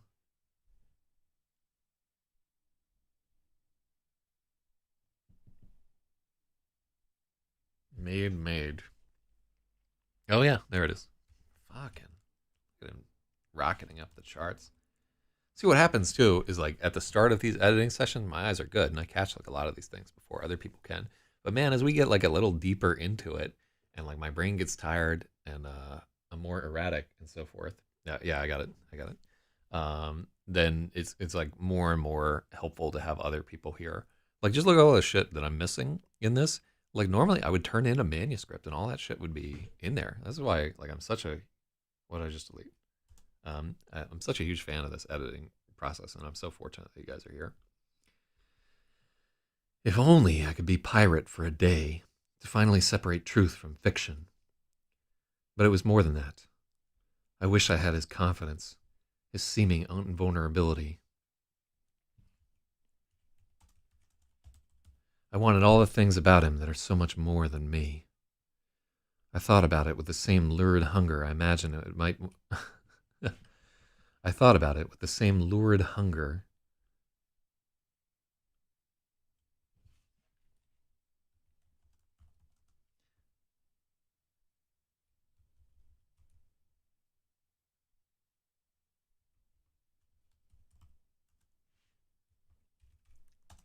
I thought about it with the same lurid hunger as when I imagined taking a shower in Murderous's body.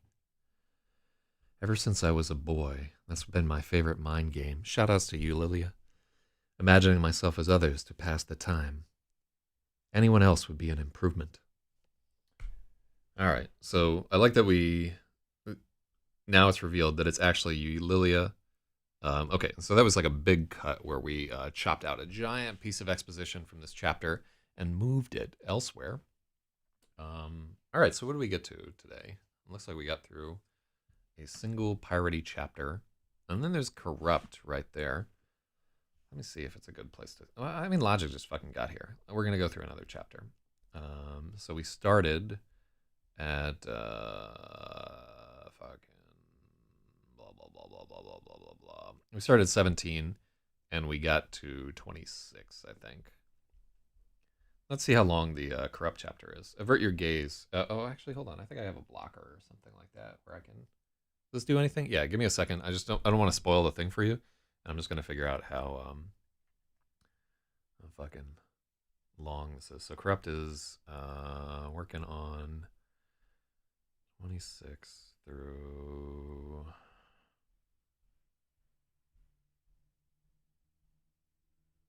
Oh yeah, this is short enough. Okay.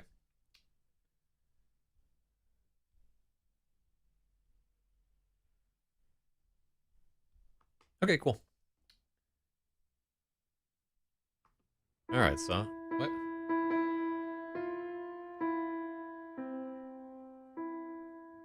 Where's my fucking? Uh. There we go. Just fucking covering myself with this whole thing. Pronouns are Zach slash I can put that on my shit. I fucking hate that pronoun nonsense. Yeah, like honestly, like anybody who has they, them, fuck you. Fuck you. Wasting all of our time. Too well. Okay, well, you're fortunate, Logic. I'm going to give you a chance to catch up here because we're going to do one more chapter. Okay, so Logic, we just covered Pirate, one of the members of the squadron who claims that he used to be like an actual pilot, like pillaging and reaving and so forth. And he's just kind of like the George Brett of the squadron. And they just mucked out a fucking flooded elevator shaft. And then chapter 4, Corrupt. What is your crime? I robbed from those in my care. I stole from the mouths of children. What is your name? Corrupt. You are a worm, lower than dirt. Get down where you belong, scum. Oh shit. Shoutouts to Sleeping for like wait, in the past 6 months, a bunch of mathematicians started doing what? Making their pronouns they, them, or whatever the fuck. Ugh. I mean, I guess you can kind of do it for mathematicians because they're essentially asexual, but it's just a waste of everybody's fucking time, man. Yeah, I've been sleeping much better, taking a bunch of melatonin. Like, I should just exercise more. XEROS would gut punch Corrupt, dropping him like an empty sack. After that, the whole squadron had to march on him, trotting him into the deck. Yeah, we only need that once.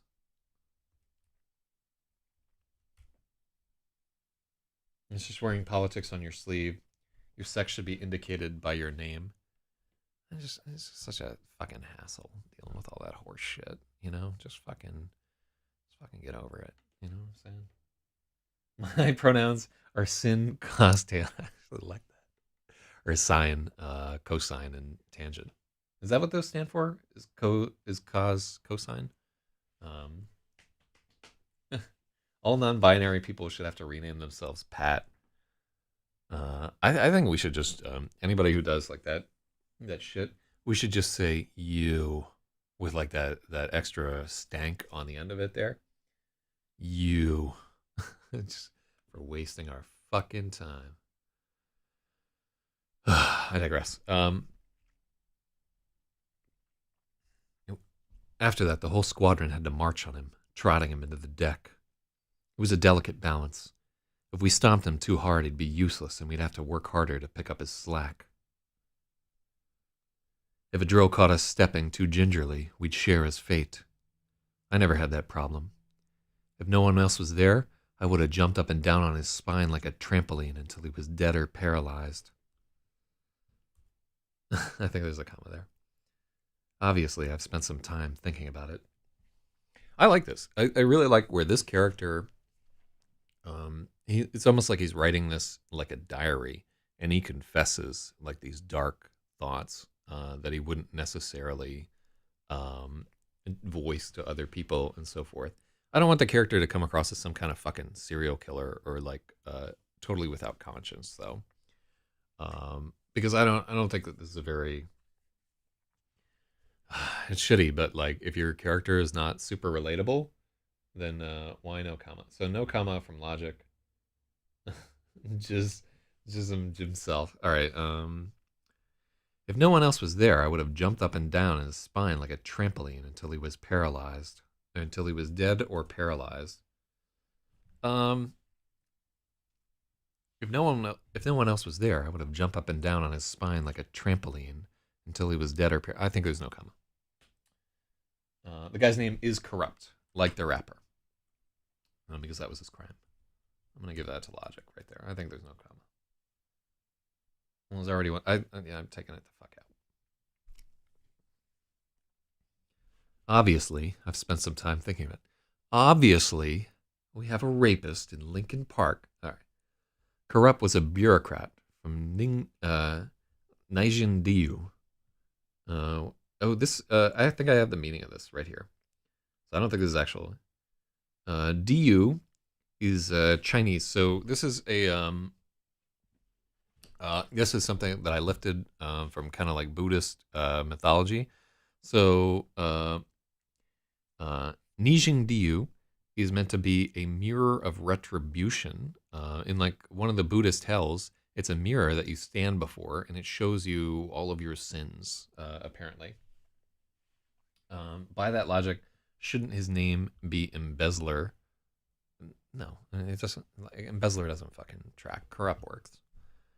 Because if Corrupt gave a fuck about a bitch, I'd always be broke. I'd never have no motherfucking Indo to smoke. So, Spathy wants a comma. I'm going to leave that comma out. I am. The fucking editor can add it in.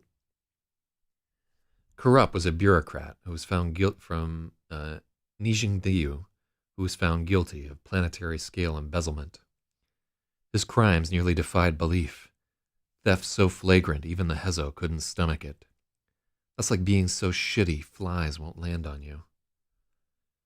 It made me smile, knowing I was scrubbing toilets shoulder to shoulder with a man who used to be the governor of Yushan's largest moon. And so what does Yushan mean? It's from Yushan, Feather Mountain. I love that song. I got no love for hoes. That's what I learned in the pound, so how the fuck am I supposed to play these hoes? She's just the latest hoe. I know the pussy's mine, so I'm gonna fuck a couple more times. Then I'm through with it. Nothing else to do with it.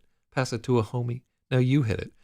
When I was in high school, I remember driving around in somebody's car with like these two girls, and they knew every word to that song, and they were just like shouting it off in the back, like bobbing their heads and everything. And I probably should have banged one of them in hindsight, but it's pretty ridiculous right there. Yeah, it's the video right there. I'm not going to click on that on the stream.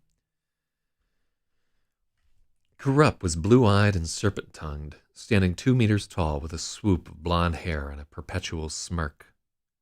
3 qualities had propelled him through the Hezo. This is a count. He was good-looking, his family was well-connected, and he would tell anyone anything he thought they wanted to hear. Yeah, this is better than 3 separate sentences.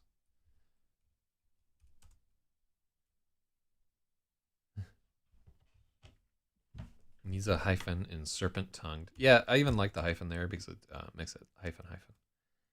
It's Very hyphy. Oh, it's a different song? Oh, God.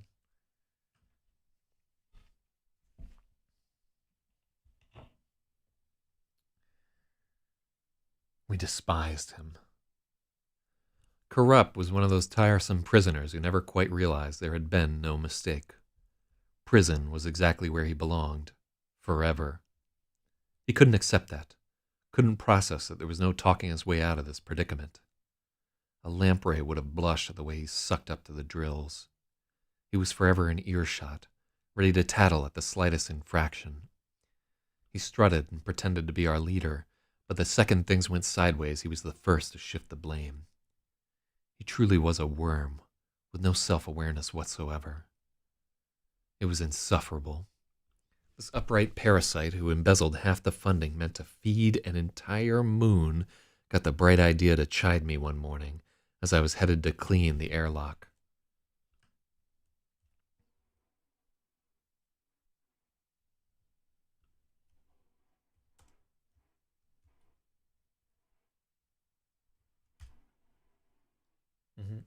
Logic's second edit, well connected to. It is definitely hyphen. Boing. There we go. I like this description of corrupt, by the way, and we refine it a little bit. Like we're just making him like a piece of shit at the beginning there, but we add a little bit. His family should not be capitalized.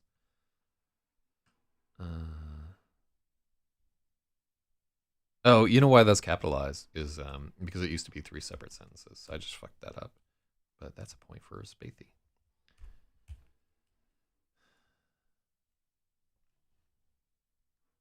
No, I didn't. I just fucking got it right there. Yeah, I'm paying attention.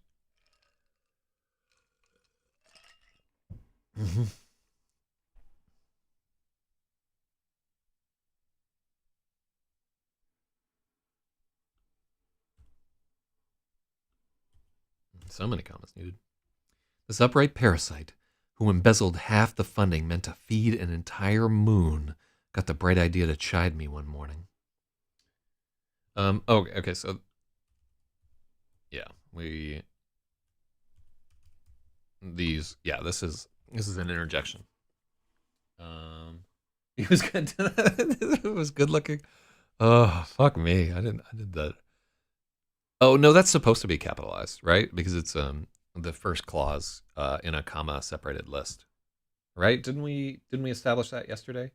Logic, back me up here. Yeah, I think you do capitalize that. Right there. Let me just verify, because I'm not sure of that.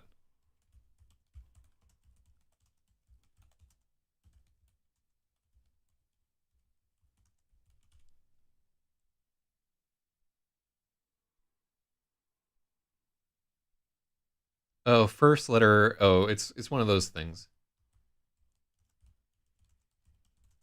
Yeah, there we go. Let's find out what this is. When a colon introduces a list of things, do not capitalize the first letter. Oh, okay. So Grammarly says that's horseshit.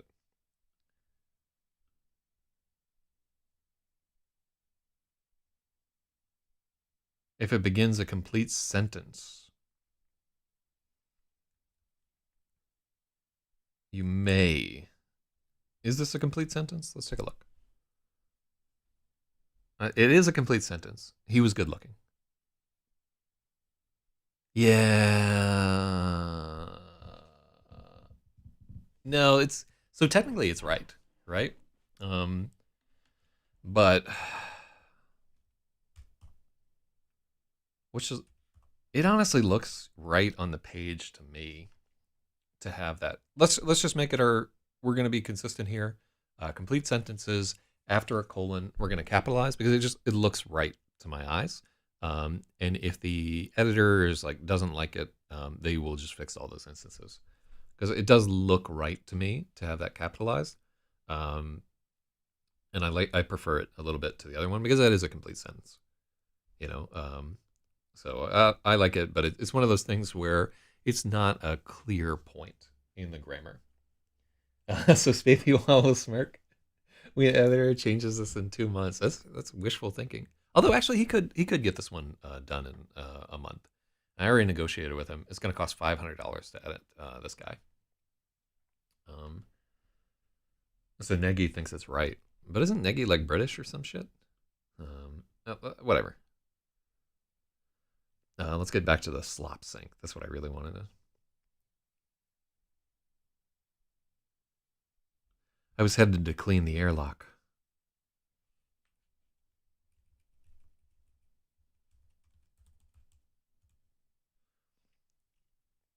Corrupt got in my way and started dressing me down for not cleaning the underside of the slop sink. The drills never even checked the slop sink. At first, I thought it must be a joke. The squadron had never gotten in trouble because of me. Not once. But Corrupt kept needling me about the sink.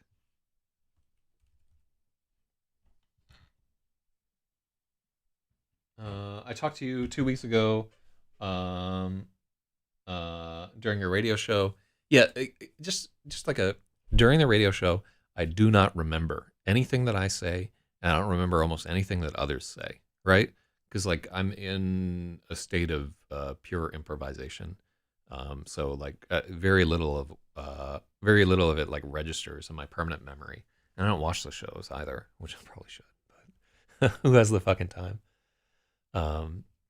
Anyhow, but at first I thought it must be a joke. The squadron had never gotten in trouble because of me. Not once. But Corrupt kept needling me about the sink. Am I drunk during the show? Not anymore. I used to drink like a fair bit during the show. And from time to time, like I'll have a cocktail or something like that. But yeah, I don't like that it makes me like slur words. Don't watch the shows according to Spathy Wall. Yeah, I never had. It would honestly, like if I wanted to grow the show like much bigger, what I should probably do is like watch the show on Monday and go through and like clip out parts that I think are funny and just put them into like a YouTube compilation or something like that. But I'm real fucking lazy about it. I've tried to do that a few different times over the years and I just never do it. So, lead cord. Okay. Yeah. Was lead cord? Yeah, that's probably hyphenated. He got under my skin. For the first time in years, I started to feel real anger. Okay, so we got to check. Has he been angry? I don't think he's had like. He got under my skin. For the first time in years, I started to feel real anger. I wheeled around on him, holding the lock knocker in my hand. The lead cord mallet was part of our cleaning kit. It took a few good whacks to get the ancient airlock latch to release. I figured a couple of taps would be enough to disengage Corrupt's jaw. You watching the show will change the show. Well, I mean, is that the end of the world if the show changes? You know, it's not doing so well at the moment. I think one of the ways that you learn is like watching what you're doing and seeing your mistakes. Like a lot of it would just be opportunities on calls. Like, I should have said this, you know, or I should have said that, where you could learn from it a little bit. Yeah, I think like we've done it long enough that I'm not afraid of altering it by reading it. I figured a couple taps would be enough. Yeah, a couple taps is fine. I don't think we need the preposition. So let me read through this again. He got under my skin. For the first time in years, I started to feel real anger. For the first time in years, I felt real anger. I wheeled around on him, holding the lock knocker in my hand. The lead cord mallet was part of our cleaning kit. It took a few good whacks to get the ancient airlock latch to release. I figured a couple taps would be enough to disengage Corrupt's jaw. The look in his eyes. This should be italics. Yeah. What? How the fuck did I get it? How the fuck did I think I could get away with this? Look at this sentence. Corrupt went from tormentor to terrified in a spasm of glorious transilience. God.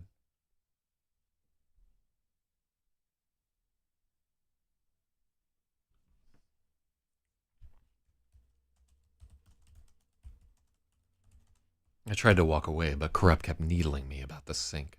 There we go. So that fixes that thing there, and it also gives him a chance to be evasive. But this guy continues pressing the point right there. What if he got in front of him? Okay, so I'm gonna. Well, we have to do like for the other show. We have to do something, right? Because like our primary gimmick on that show for years and years has fucking fallen apart, right? Just people don't do that anymore. Just turn 360. I always loved that shit. It's such a stupid meme, but I like it anyway. But yeah, like I'm not unaware that something's got to change. And I don't know what it is, but it's probably got to start with me. Let me think about it today. Oh, and I know I promised you guys we would talk about the pitch letter, but I didn't finish it yesterday. Like most of my writing energy goes into the edits, and like it's very difficult to get writing done otherwise. So it's just going to take me a few days to get it done, get it edited, and so forth. I thought I would hammer it out, but I wound up doing a bunch of other work. Okay, so this is a lot to throw on their reader. A spasm of glorious transilience. I don't even remember what the fuck transilience is. I think it's like transitioning from one thing to another,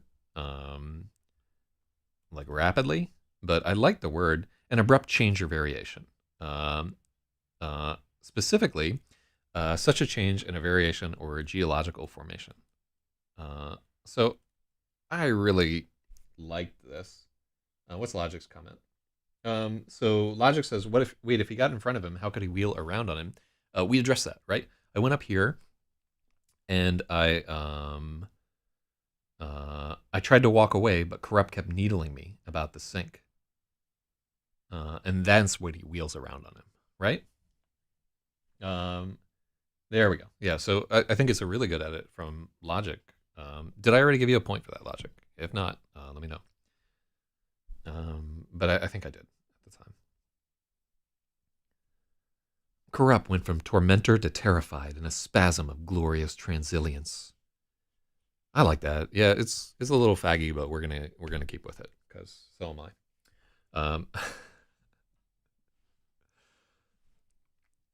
He held up his palms and shrank away, a timid smile like he'd only been joking.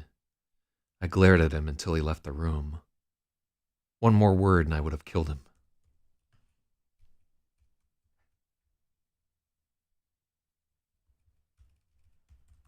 One more word and I might have killed him. Let's not make it would have killed him, right? Because this is a child, right? He hasn't killed anybody. He doesn't know what the fuck he's talking about. I already got the point. And thank you for the reassurance on glorious transit. You can't get away with that horse shit, right? But there's just, sometimes you have to make the book worse so that you feel better about yourself. For weeks after that, he wouldn't be alone with me. It was an unexpected bonus. The man had a rat's instinct for self-preservation. Inside these prison walls, I was outside of his games. No bodyguards would keep me from smashing his face into jelly. The other inmates wouldn't save him. They would stand in a circle and applaud. The drills might execute me for it, but what did it matter? We were condemned. I had always been apart from the others, but in the weeks after the slop sink incident, I don't think we hyphenated slop sink. And I don't think that they are. Ooh, fuck, is slop sink hyphenated? Did we do it earlier? Yeah, I don't think it's fucking. It's 2 words. It's not a common usage thing, so it's not something where you could Google whether or not it should be hyphenated. But I just think it's a 2-part noun. But in the weeks after the slop sink incident, the distance became especially pronounced. Do we need the word especially there? Yeah, I think we do. You could say more pronounced. I already got to the fucking comma. Gotcha. I'm too fast for you. But in the weeks after the slop sink incident, the distance became especially pronounced. I didn't see any reason to correct. Oh, wow. This is Just reading this, it's kind of like a tongue twister. I didn't see any reason to correct Corrupt's version of events.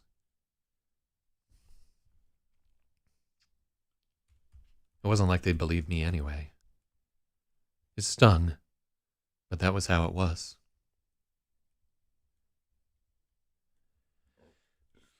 From the outside, I soon realized I'd been wrong about Corrupt. I'd written him off as a complete imbecile, and wondered how in DU anyone had ever let him be in charge of a moon. But Corrupt wasn't oblivious. He was operating. Everything he did had intent. He would tug Pirate one way to wind him up.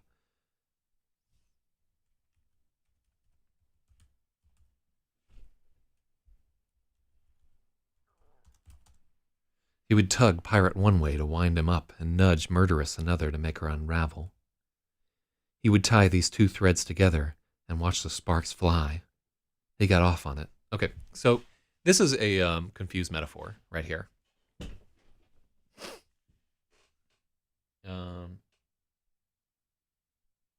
You can change correct to challenge. Let's take a look.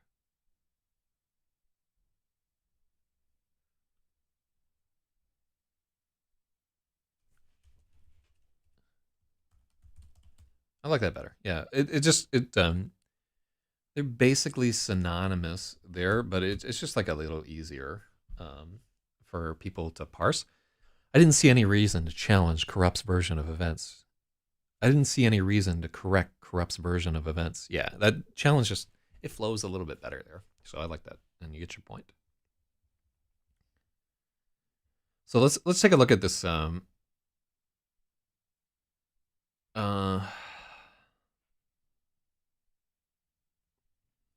He would tug Pirate one way to wind him up, and nudge Murderess another to make her unravel. Then,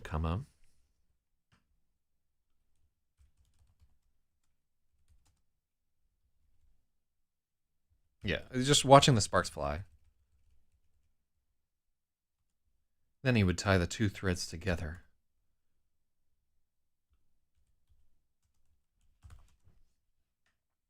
This is about, oh shit, it's big Lit Up. PP for L. Shout out to Lit Up right there. I haven't seen you chatting in a while. You abandoned us in Pound LR. I know you're just working your ass off. But yeah, so one of the characters in this is a legit pirate, but he's a fucking space pirate.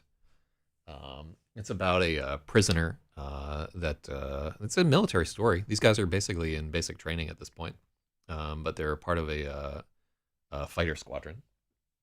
He doesn't have an eye patch. Sorry. No fucking parrots either.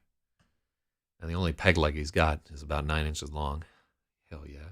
Anyhow. What do we got here?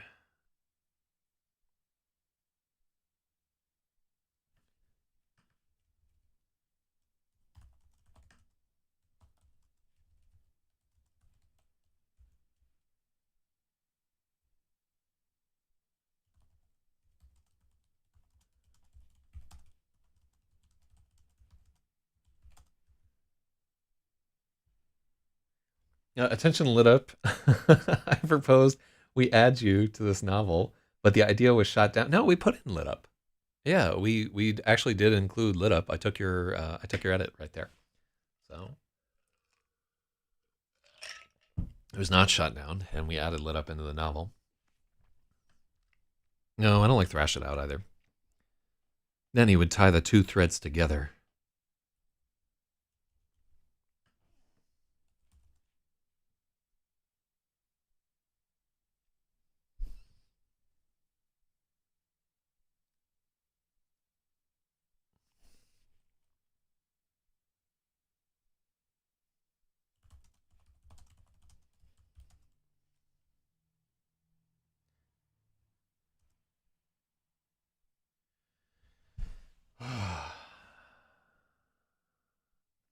What would a sex criminal be called in DU? Well, we had one that was called Toucher.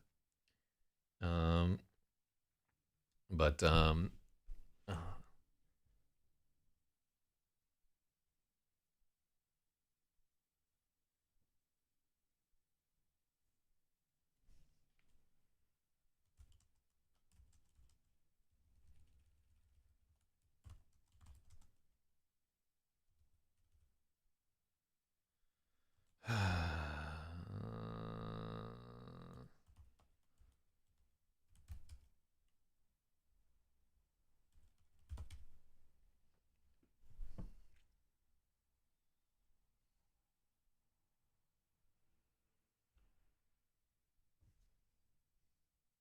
Oh, I like imbroglio.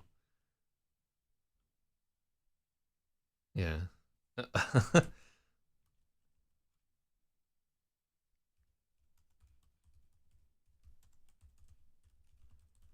I think we use imbroglio.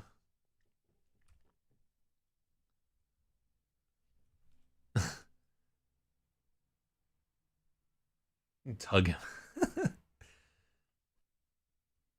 Yeah, he would tug pirate one way to wind him up, nudge murderous the other to make her unravel.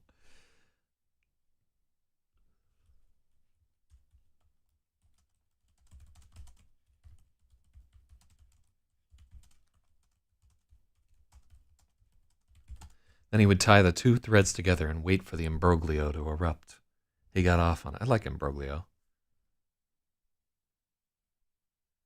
All right. Oh god, I'm like so dried out by the winter here. I'm like that scene from The Breakfast Club where she draws the bridge and like snowy dandruff erupts all over the fucking place. That's one of the reasons why I like Erupt is because it's about corrupt. Uh, but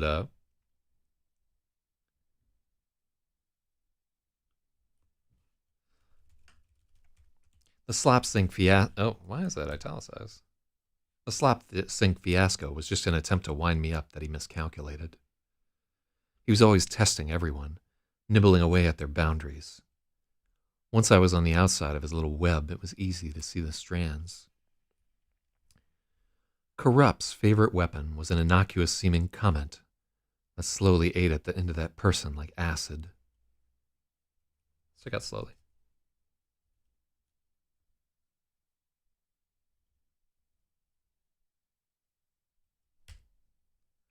Corrupt's favorite weapon was an innocuous-seeming comment that ate in like acid.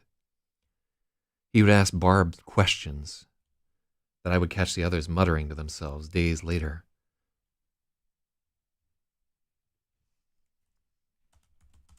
He would ask barbed questions, and I would catch the others muttering to themselves days later, shaking their heads when they couldn't find an answer. Need a comma after web. Once I was on the app, yep, I do need a comment. Comma. He's prime again.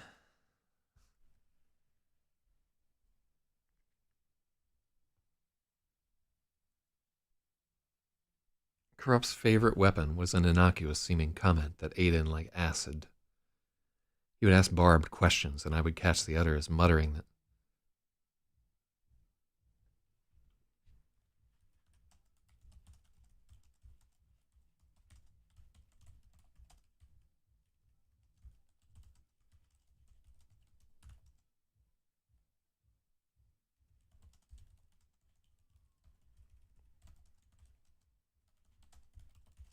No, I just don't think this works.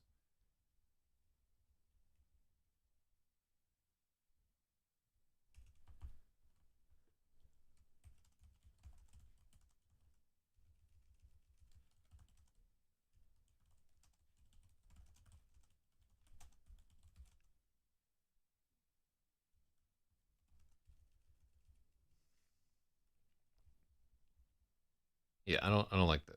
We just got to cut that whole shit out. It just doesn't work as a construct.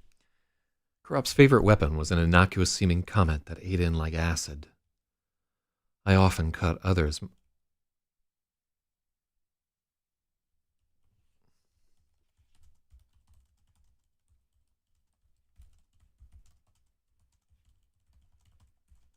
Days later, the target would still be muttering them, shaking their heads when they couldn't find an answer. That's better. Oh, there's big Jira up in there.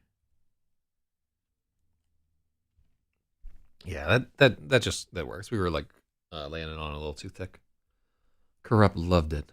Corrupt loved the drama. Yeah, loved it. That doesn't. Corrupt loved the drama. He spent all of his time maneuvering the rest of the squadron into these little passion plays where he was always the hero. He got murderous and liar going something fierce once. No, I don't like something fierce once.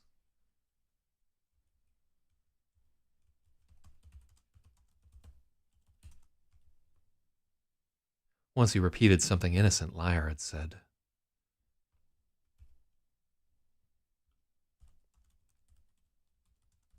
But he twisted it into a dire insult. Murderous confronted Liar.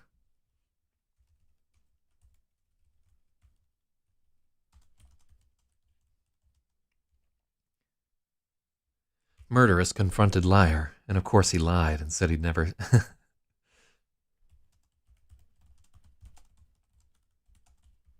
Murderous confronted Liar, and of course he lied, claiming he'd never said it. The others who'd heard...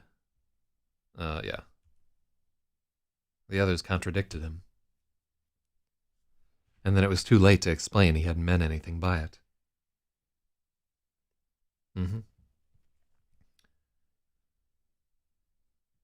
Okay, once... wow, we're really chopping up this paragraph. Once he repeated something innocent Liar said, but he twisted it and...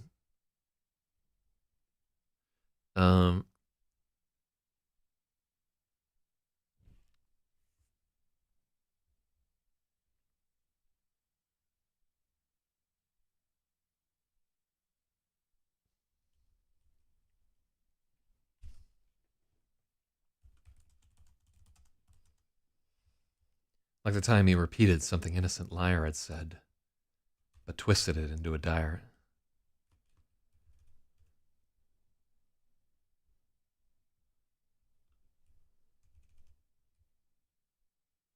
See, this is kind of like... It seems like we should have a fucking specific here, right? This is like... and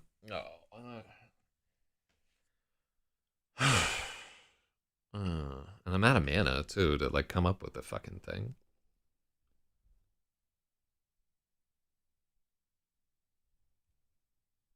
Oh, what's something innocent he could have said? Jigsaw says, I'm a proud Canadian on the other screen. I like just looking over and just seeing this out of nowhere.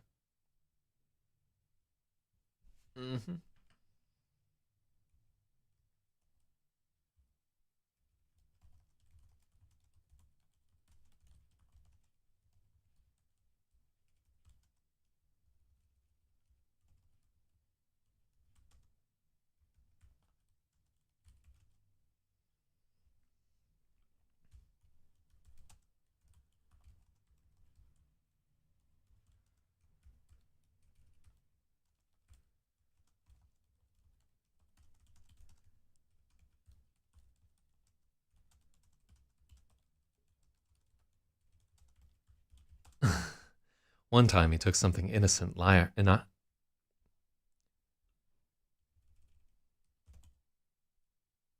One time he took something innocent Liar said and repeated it to Murderous as if it were a dire insult.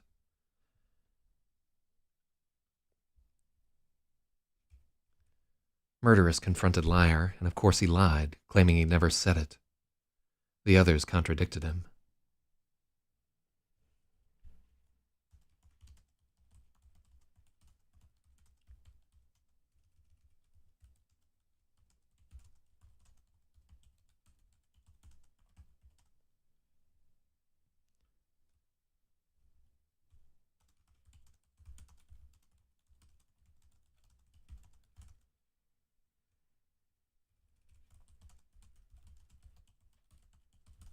But we'd all heard him say it. 3 people contradicted him. Then it was too late to explain he hadn't meant anything by it. They were screaming at each other. I like this. A couple paragraphs ago, you need a thing after days later. Oh yeah, we do need that comma.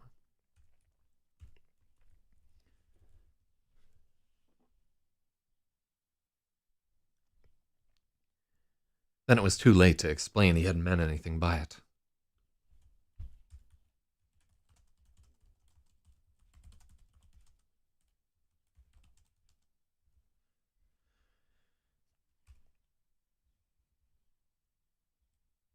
They got in a terrible fight, screaming so loud the rest of us had to shut them up before they drew the drills.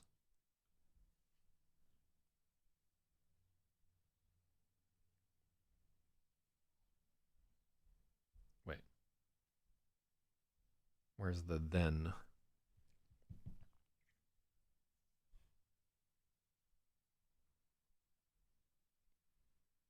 But we'd all heard him say it. 3 people contradicted him. Then it was too late. Yeah. 20. They got in a terrible fight, screaming so loud the rest of us had to shut them up before they drew the drills. 2 days later, during a flight exercise. Oh yeah, let's do that.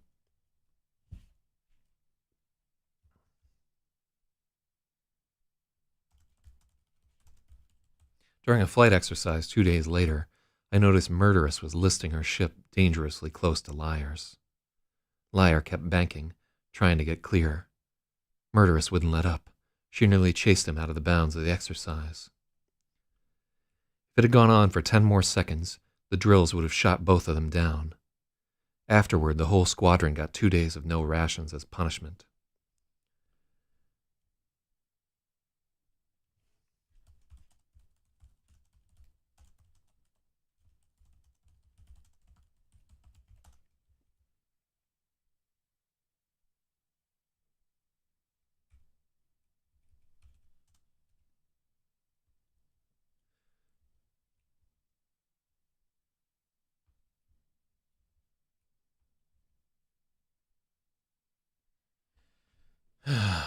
Yeah, that's comma. Ugh. Oh, I'm tired now. This is a lot of work. I'd learned from the sewing needle. Incident.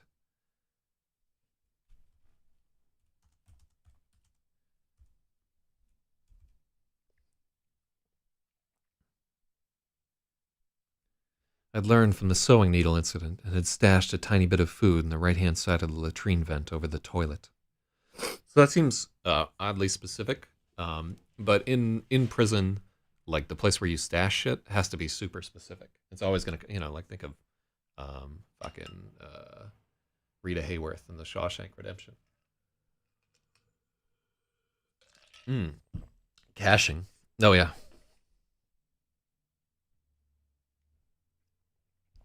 My emergency rations were foil patchet. So this is not a typo. My emergency rations were foil packets of ketchup, the pungent vat-grown ketchup we were issued once per week at Chow. I sucked them down like a vampire in the dead of the night, rolling them into tight little spirals to extract every atom of fake tomato paste. I hid the wrappers in the vent until I could find a way to dispose of them. The drills only felt arm deep during inspection, so I pushed them out of reach with the short-handled mop. The others weren't so prescient. Towards the end of the punishment, they were coming unglued, wobbly and frantic with hunger. Murderess and Liar got into it again, screaming at each other.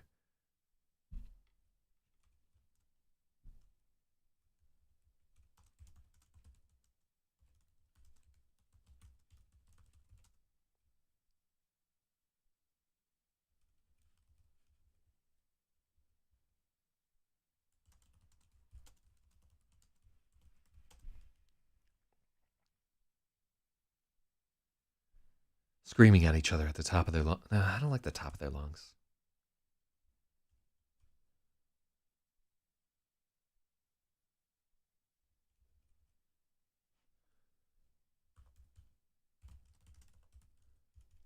Shouting and shoving. It was dangerous. If a drill came, one of them was getting airlocked. Maybe both. Needs comma after pungent. Oh yeah, you do need that. Pungent vat-grown ketchup. The pungent vat-grown ketchup. I like vatchup. Semicolon in the wrong spot. Hold on, logic. Where is this semicolon? It's later in there. I don't see a semicolon in the slightest.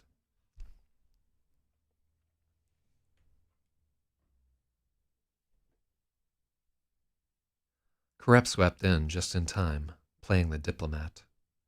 He knew exactly how to defuse the bomb because he had built it. I remember listening to his spiel and thinking it would fall flat, that no one could be that stupid. Everyone bought it.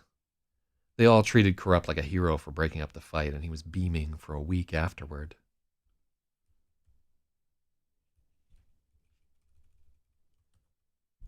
You skipped a paragraph, I think. Where? Where? Where?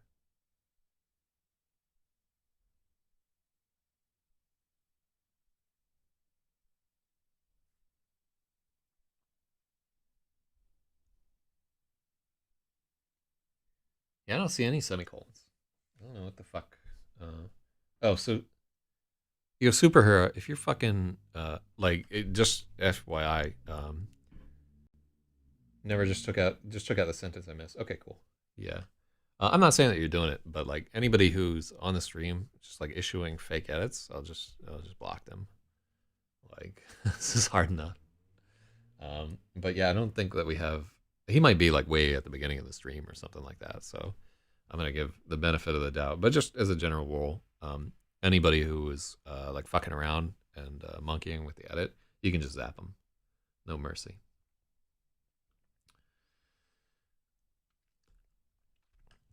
Corrupt swept in, just in time, playing the diplomat. He knew exactly how to defuse the bomb because he had built it. I remember listening to his spiel and thinking it would fall flat, that no one could be that stupid. Everyone bought it. They all treated Corrupt like a hero for breaking up the fight. He was beaming for a week afterward, like an arsonist fireman mugging for the camera with a singed kitten in his hands. So, I mean, this tracks to like a 20th century audience, but are there like firemen and are there kittens in the future? I guess so. Oh, crap accident. Sorry. Swept in needs a comma IMO. Oh yeah, that's fine. I know it. I realized as I was getting all like prickly, I'm like, yeah, wait a minute, idiot. Don't like jump to a conclusion. He might just be, he might be right, and or he might be a different time. Swept in.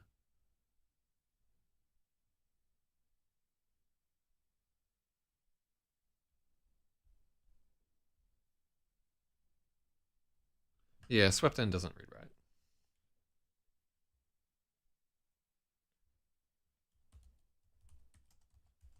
Corrupt stepped in, playing the diplomat.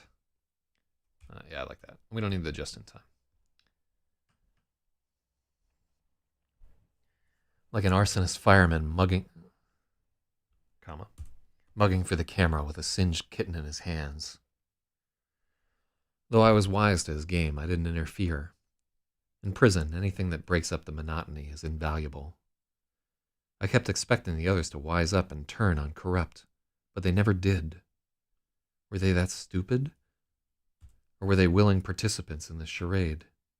Either way, I had to laugh. Watching Sergeant XEROS, I learned that we were losing the war. Watching Corrupt, I learned why. We're just too stupid to survive. Yeah, mugging as in, hey, check out this cat that I saved. Yeah. Okay.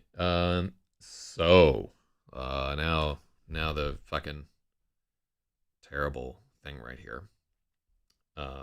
That whole this is not the strongest chapter in this book. And I think part of the reason why this is not the strongest chapter in this book, because here we're like, so we do a good job with like the slop sink incident, right? I think that tracks, and that's all good to go. And like this seemingly innocuous comment. So just starting here,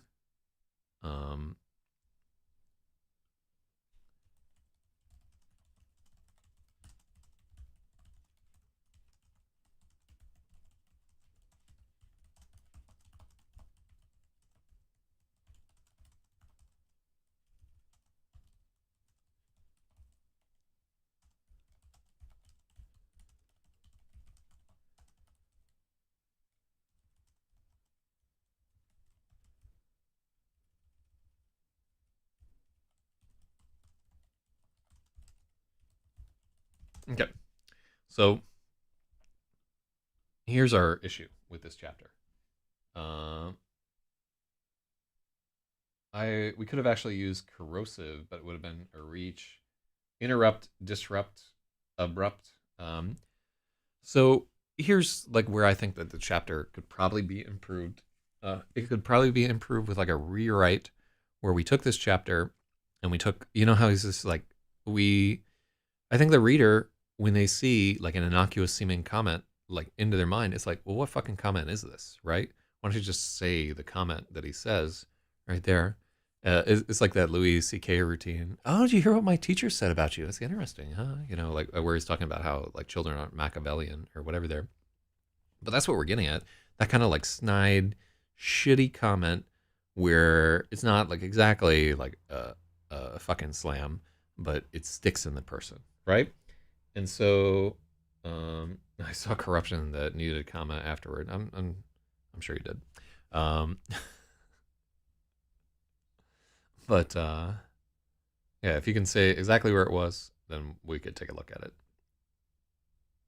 Hold on, let me just do like a search for corruption real quick, and we'll see if he's right. If you're wrong, you're gonna lose credibility. And there's not even corruption in this book. No, doesn't exist.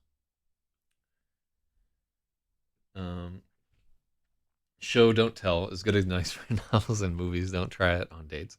Well, you know, it depends on the date too.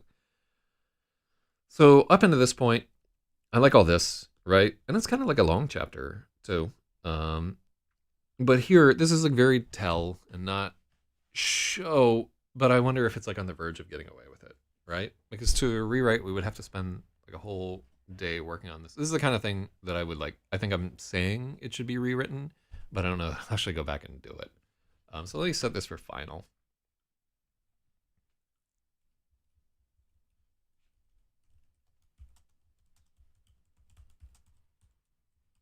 All right, so final for potential rewrite. I think it wouldn't be terrible, but the thing is that like for that, I would have to be like kind of inspired and like actually come up with there are two places like we need to know an example of one of these innocuous comments, something that like really digs into that person's like insecurities and would actually have them like fucking like what the fuck does he mean? Like, I wouldn't wear that. or whatever, like days later. And keep in mind that they're like prisoners too. So it has to be on the level of where somebody who's already miserable will dwell on this comment there. So that's one place you could have specifically. And I think he loves the drama. So here's another spot too, where he takes something innocent that Liar says and turns it into a dire insult. Here, this should be spun out. We should say, like, what does Liar actually say? And what's our budget for this chapter also? Let's see how long this fucker is. So I don't think it's a super long chapter either.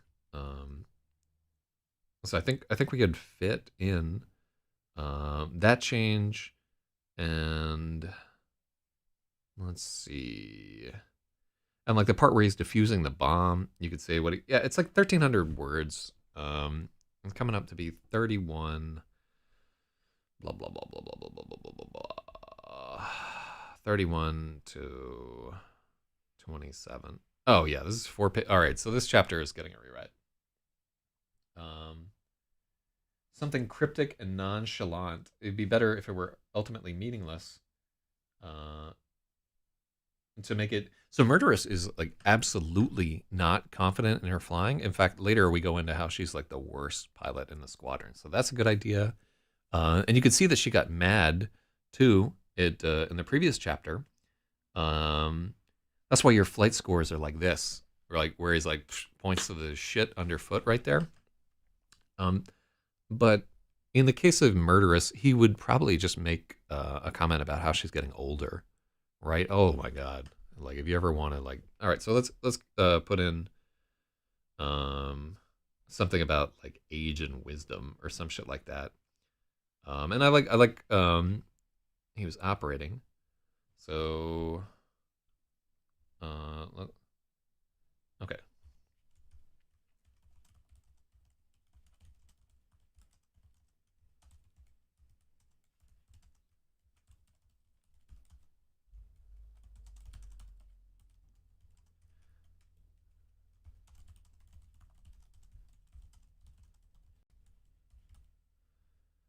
Okay, and we want to make sure that we use, he's innocuous there, and I think we use innocent later.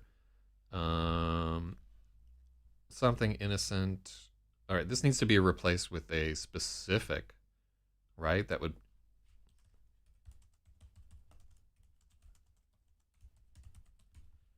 needs to be specified. Because I like this whole thing that happens right here. I like that the uh, start the chapter with the incident. Okay, so start the chapter with the incident, and it would track the resolution of this, almost flying out of the bounds. That's kind of like an interesting thing to see. Keep in mind that our chapters already have this defined structure. What's your name? Corrupt. What's whatever. Because yeah, this chapter is like a big blob of exposition. Murderous. Okay, so if we have something specific there, I think this is okay. I like a lot of the things that we're working. Okay, so we actually need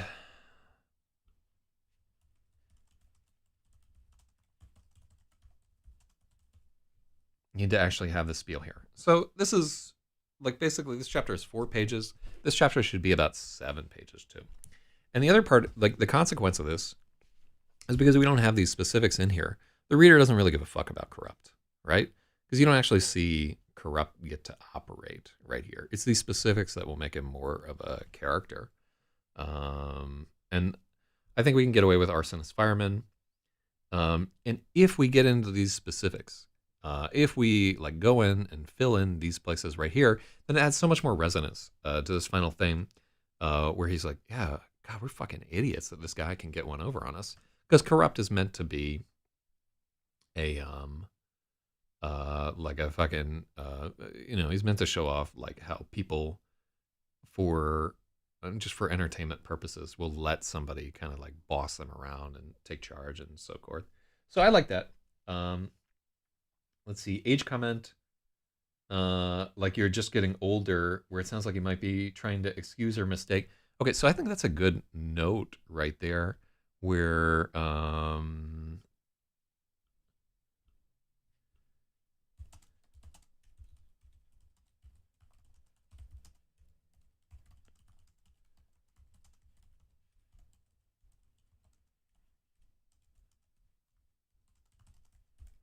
yeah, if what he says is like well-meaning for the most part, because Liar in this story generally comes across as like a relatively nice person, and like his crime wasn't one of like intentional evil like some of the other people right there. He's just a liar, and he was meant to be like a journalist and so forth. So out of all the people in this prison, he's probably the one who has done like the least amount to like actually deserve to be in this prison. Um, Although like some might say that like murderers like should be allowed to just decide like I don't want to have a baby. But she's also kind of a cunt too. Whereas Liar is, maybe we could make him more of a sympathetic character here, where he's trying to do something nice and he just gets fucked for it, which makes it better. So I like that.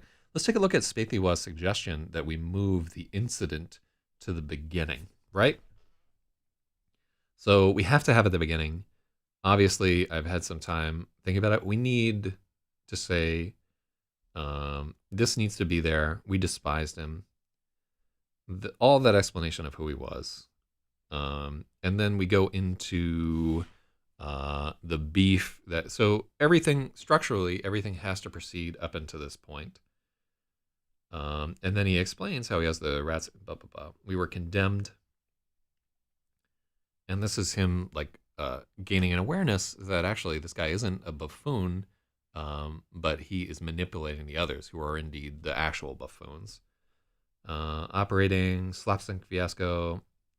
Okay, so structurally, like that suggestion would break too much, and it would be too much effort to rewrite that. So we have a specific here for the innocuous seeming comment, and then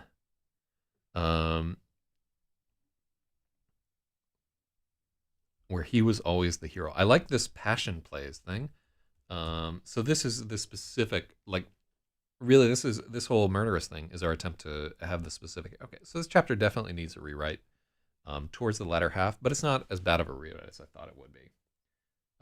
Okay, and this is like one of those spots where we see a relatively like a chapter that it's not like a weak chapter, right? I like reading about this shit. I like squeezing every atom of ketchup out of these foil packets, and we establish the location of the stash spot, which becomes important later on. And I think we do an okay job of painting corrupt. But if we go in and we add these little specifics there, and we're going to do this probably after the edit. One time took. All right, hold on. Let me try. So hold on. At the beginning of this chapter. Yeah.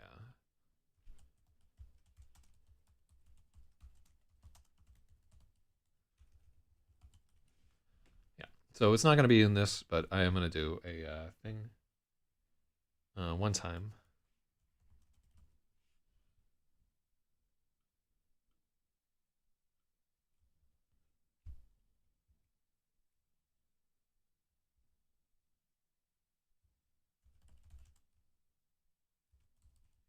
Once, Corrupt took something innocent, Liar said, and repeated it to Murderous as if it were a dire insult. Okay, so this is going to get rewritten already, we know, but we might as well have that comma there and give Logic his point, because he's right. I think the reason why it's fucked up there is we're like midway through realizing that we needed a change. Okay, so after this stream, I'm going to work with Spaethiwa, and we'll try and get our actual like physical leaderboard back up and running. We may need to like log back into it or whatever there. I think we're all set there. So the final score is Spaethiwa 28, Logic 23. Negi has got 6 right there. Everybody else is slacking. You want to get your edits in and get into this book. Yeah, it's like a particularly interesting edit stream. Can somebody give me the time on the stream? Because I forgot to hit my counter. And then... So you get to meet a bunch of the people in the squadron here. You got to meet Pirate, who I promised was going to be fun. And you get to meet Corrupt, who in the edit, like I thought Pirate would be the really interesting one. But I think the description of Corrupt is particularly compelling here. You get more into Pirate later on. Like he's not, 5 is silhouettes. Oh, fuck. What a chapter. So this was a big and productive day. We got through chapters 3 and 4, and we did 36... 3648, I think. 3,680 words.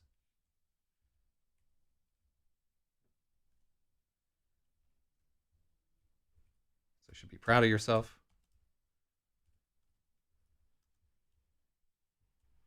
And then we edited this for, how long did this fucking take? Live streaming. Oh, I could just look at it on this thing. So we started at 5:02 a.m. and it's 8:04 a.m. So 3 hours and 2 minutes. This is more like how hard you have to work to get this done in the month of February. The thick hirsute pirate. Yeah, I have to fix the OBS stuff, which I can do. So 3:02. So you can see this progression right here, where the first day I'm like, yeah, I'll edit for like an hour or whatever. And the second day we're at like 2 hours. Today we're at 3 hours, and then eventually this ends with us just editing nonstop 24 hours a day until I'm a fucking skeleton. Oh yeah, don't worry about it, Forerunner, Vladimir. Yeah, like we all make it, as long as you're not intentionally trying to fuck me up, I don't care. But good attempt. You're probably right. You probably saw something in there, but Lord only knows. It's getting late. So now we're really getting into the story. And I'm starting to get very interested in what's happening here. We're like setting up the space station, and we're starting to see some drama between the different players there. And woven under all of that is the fact that this traitor character, we're finding out more about him. We're seeing that he has like these dark thoughts that he doesn't express. We're seeing that he's willing to stand up to himself. To keep in mind, like the traitor character, he's like 19, 20, somewhere in there. His actual age isn't known, and we'll get into it a little bit later. But he's willing to wheel around with like a hammer in his head and cave in the skull. This, like Corrupt had to be like in his mid-50s, right, to be where he's at. So he's willing to go after like the Silverback, which I like about that character. No, I actually, so Red is out for good because he got drunk and threatened to come to New York and beat me up. And like as soon as somebody does that, they're iced forever, right? I don't care if he was joking. I don't care if he was drunk. I just, anybody that's doing that shit, they're out. So this went pretty well. I don't know if I will get to reading another chapter of Lemon maybe today, but if I do, I'll try and make sure that the stream actually has audio. If you were trying to watch that stream yesterday and were just like, this is fucking silent, I did upload the video. It's almost processed to 4K by now, but the 1080 is up. So you can watch chapter 2 of Lemon Maybe and the Electric Lady, where I am literally getting fucking snowed on all day long, trying to read this dumb book. All right, so thank you, everybody. Very productive editing day today, and like productive in like I don't know that these particular formerly like realizing like, hey, I need specifics there and so forth. Those are things that I really would have needed an editor to come in and be like, you're being lazy and not actually saying what's going on. And now we can I can recognize a little bit more. I'm like, I need some specifics here. Like this needs to be justified. You can make this a better chapter or whatever. And that's all like the time that we're putting into this and like thinking more about what we're doing and improving. So every day I want to improve a little bit. All right. He's legendary in literature and writing reports. Well, good. Whew. All right, everybody have a good day, and I'll see you either later today on the book stream